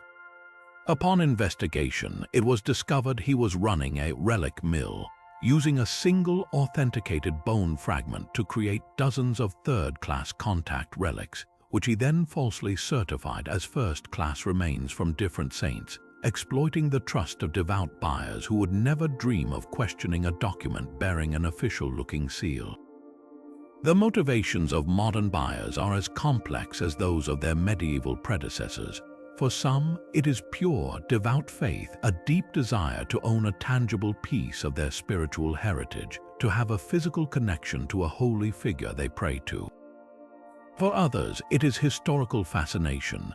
They are collectors of medieval art and see a beautifully crafted reliquary as the ultimate acquisition, with the saint's bone inside as part of the overall historical package. And for a cynical few, it is pure investment speculation, banking on the fact that the value of these controversial objects will only increase over time. This thriving multi-million-dollar underground trade proves a simple, enduring truth. Where there is a powerful human desire to believe, to possess, and to connect with the sacred, there will always be someone, somewhere, ready to sell you a piece of the divine, no matter how questionable its provenance. The marketplace has evolved, but the timeless dance between faith and fraud continues unabated. This complex dance between devotion and display creates a modern tension that every major cathedral and museum must now navigate.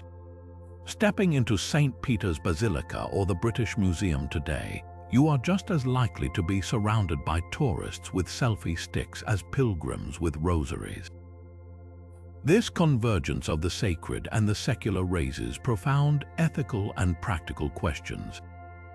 How does an institution honor the spiritual significance of a saint remains while also managing queues, selling tickets, and maintaining crowd control? For many, the very act of putting a holy relic behind glass and on a schedule feels like a commodification of faith, turning a moment of prayer into a point on a tourist itinerary. Yet, these institutions argue that their role is one of preservation and education, protecting these fragile objects for future generations and making them accessible to a global audience, not just the devout. The collection plate has, in many ways, been replaced by the gift shop, but the revenue often funds the immense cost of preserving ancient buildings and the priceless artifacts they house. Central to this modern dilemma is the increasingly uncomfortable question of displaying human remains. While a medieval pilgrim saw only the sanctified body of a saint, a contemporary visitor might also see the skeletal remains of a human being, raising issues of dignity and consent that simply weren't considered centuries ago. Many museums around the world have adopted strict ethical guidelines regarding human remains, often choosing to remove them from display or to provide specific, respectful context. This creates a unique challenge for churches.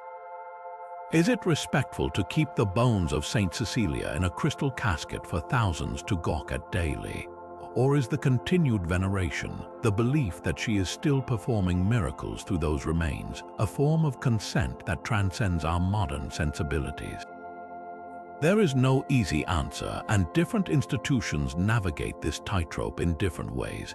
Some have created more subdued, chapel-like settings for their relics, encouraging quiet contemplation over noisy tourism. Others have fully embraced their role as major attractions, with audio guides and clearly marked photo opportunities. This tension is only heightened by the steady drumbeat of scientific evidence that frequently undermines traditional claims. A cathedral that has built its entire identity and economy around a specific relic now faces a potential crisis when carbon dating reveals it to be a medieval creation. Institutions are forced to make a choice. Do they ignore the science, suppress it, or attempt to integrate it into a new, more nuanced narrative? Many have chosen the latter path, subtly reframing their treasures. The object is presented less as a definitive article of faith and more as a powerful symbol of centuries of belief, a focal point for devotion whose true value lies in its cultural and historical impact, not its material provenance. The reliquary itself, often a masterpiece of medieval goldsmithing, becomes the star of the show, its artistic merit beyond dispute. This allows a museum to celebrate the object's beauty and a church to maintain its spiritual significance, all while acknowledging the shaky historical ground upon which it stands. Yet, even within this modernizing trend, pockets of deep, traditional veneration persist with powerful intensity. The processions of San Gennaro in Naples or the veneration of the relics at Santiago de Compostela are not historical reenactments. They are living, breathing traditions thrumming with raw faith. For the participants, the scientific controversies are irrelevant noise. The power of the relic is proven not by a lab report, but by the miracles they believe they have witnessed, the answered prayers, and the unbroken chain of devotion that connects them directly to the divine. This creates a fascinating duality within a single space. A cathedral might cater to tourists by day with multilingual brochures, while at dawn it still opens its doors to local faithful who come to kiss the glass enclosing a saint's skull, their faith utterly untouched by any museum placard or scientific doubt. In these spaces, the relic has lost none of its medieval power. It remains a vital conduit to the holy, a testament to the enduring human need for a tangible connection to the sacred in an increasingly digital and disembodied world. What this entire sprawling, centuries-long saga reveals is that the medieval relic trade was never just about bones and belief. It was a vast, uncontrolled experiment in human nature, laying bare patterns of psychology and economics that repeat themselves endlessly across history. At its core, this was a story driven by the most basic law of the market. Overwhelming demand will always create its own supply. When the spiritual hunger for a connection to the divine met the earthly hunger for prestige and profit, the conditions for a forgery epidemic were perfect. This wasn't a unique failure of medieval piety. It was a textbook case of an economic bubble, not so different from the Dutch tulip mania or the dot-com craze. The asset being traded was intangible divine favor, miracle-working power, hope itself, but the currency was very real: pilgrim gold, political influence, and the survival of entire communities. In such a high-stakes environment, the temptation to simply manufacture the desired product became, for many, an irresistible force, a pious fraud justified by the greater good it supposedly enabled. These dynamics are hauntingly familiar because they are not confined to the distant past. The same psychological forces that led a medieval pilgrim to overlook the fact that 3 different cities claimed the same saint's skull are alive and well today. We see it in the world of art forgery, where a masterful fake, backed by a compelling but entirely fabricated provenance, can fool experts and sell for millions. The desire to own a newly discovered Van Gogh or a lost Michelangelo is so powerful that it creates a collective suspension of disbelief, a confirmation bias that overlooks subtle anachronisms in style or materials. We see it in the realm of financial fraud, where charismatic figures like Bernie Madoff built towering Ponzi schemes not through complexity, but by offering something people desperately wanted to believe in: consistently high returns with seemingly no risk. His investors, like medieval pilgrims, were presented with what appeared to be tangible proof of miracles, steady financial statements, and the social proof of other respected people buying in. To question it was to question the entire system and your place within it. This points to a deeper, more uncomfortable lesson about the role of institutions. The churches struggled to regulate the relic trade, issuing decrees from Rome that were ignored by local bishops who had a direct economic interest in maintaining the status quo. Is a classic study in institutional complicity. When an organization benefits from a system, even a flawed one, genuine reform becomes incredibly difficult. The same pattern emerges in modern scandals. Credit rating agencies that gave AA ratings to risky mortgage-backed securities before the 2008 financial crash were playing the role of the medieval bishop, providing a seal of approval that was economically incentivized, not objectively earned. The entire system relied on their authentication, and their failure to provide it honestly allowed the fraud to grow to catastrophic proportions.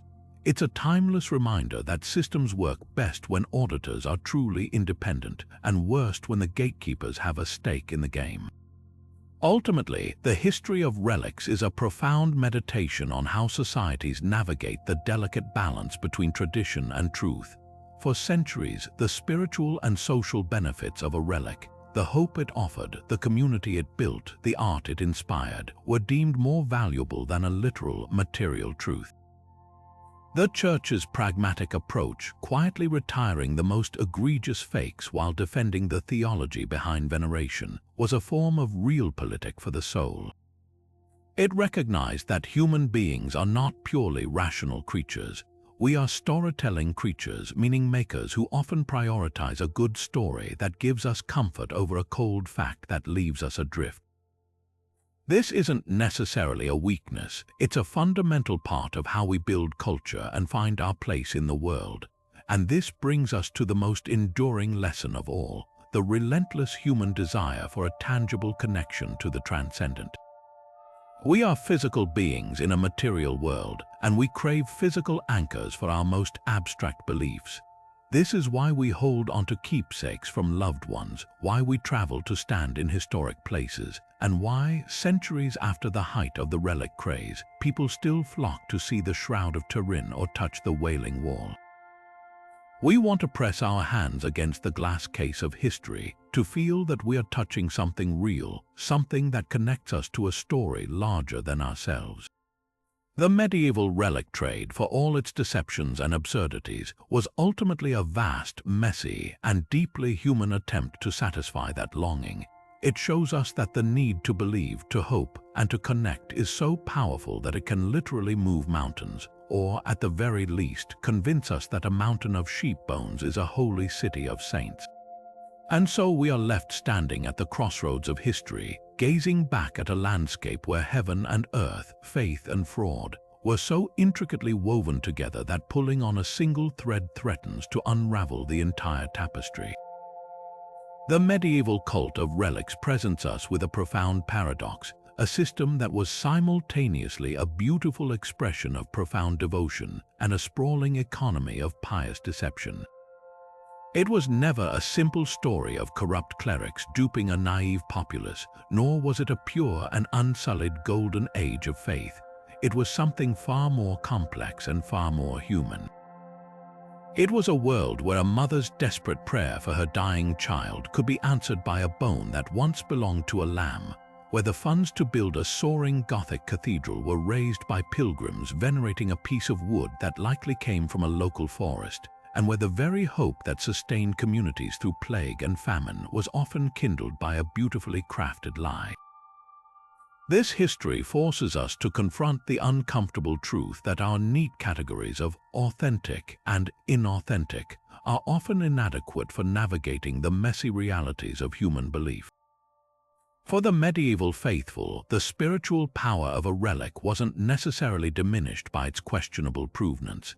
Its authenticity was proven not in a laboratory, but in its results, in the miracles it seemed to perform, the hope it provided, and the community it strengthened. The sacred and the profane were not always opposites. Sometimes they were collaborators in a grand, ongoing project of making meaning in a terrifying and unpredictable world. The value of an object was not just in its material origin, but in the centuries of devotion, art, and culture it inspired. A forged relic housed in a genuine masterpiece of goldsmithing creates a palimpsest of truth where the undeniable beauty and skill of the container complicates our easy dismissal of its content. This leaves us with a lingering, deeply personal question that echoes down through the centuries into our own lives. In an age of deepfakes, digital misinformation, and curated online realities, how do we, like those medieval pilgrims, navigate our own powerful desire for tangible truth in a profoundly uncertain world? We may not journey to cathedrals to touch holy bones, but we seek our own relics, the perfect product that will grant us happiness, the political ideology that promises a perfect society, the scientific breakthrough that will finally provide all the answers. We are all, in our own ways, searching for something real to hold on to. The story of medieval relics doesn't give us easy answers, but it offers a profound lesson in humility. It asks us to consider where we, personally, draw the line between healthy faith and necessary skepticism. When does belief become a comfort that empowers us, and when does it become a blind spot that makes us vulnerable? How do we honor our need for wonder without surrendering our critical faculties? We'd love to hear where you land on this, after this journey through the shadowy and captivating world of holy bones and heavenly fakes. Where do you draw that line for yourself? Share your thoughts in the comments below. Let's have a conversation about faith, fraud, and the endless human quest for something real.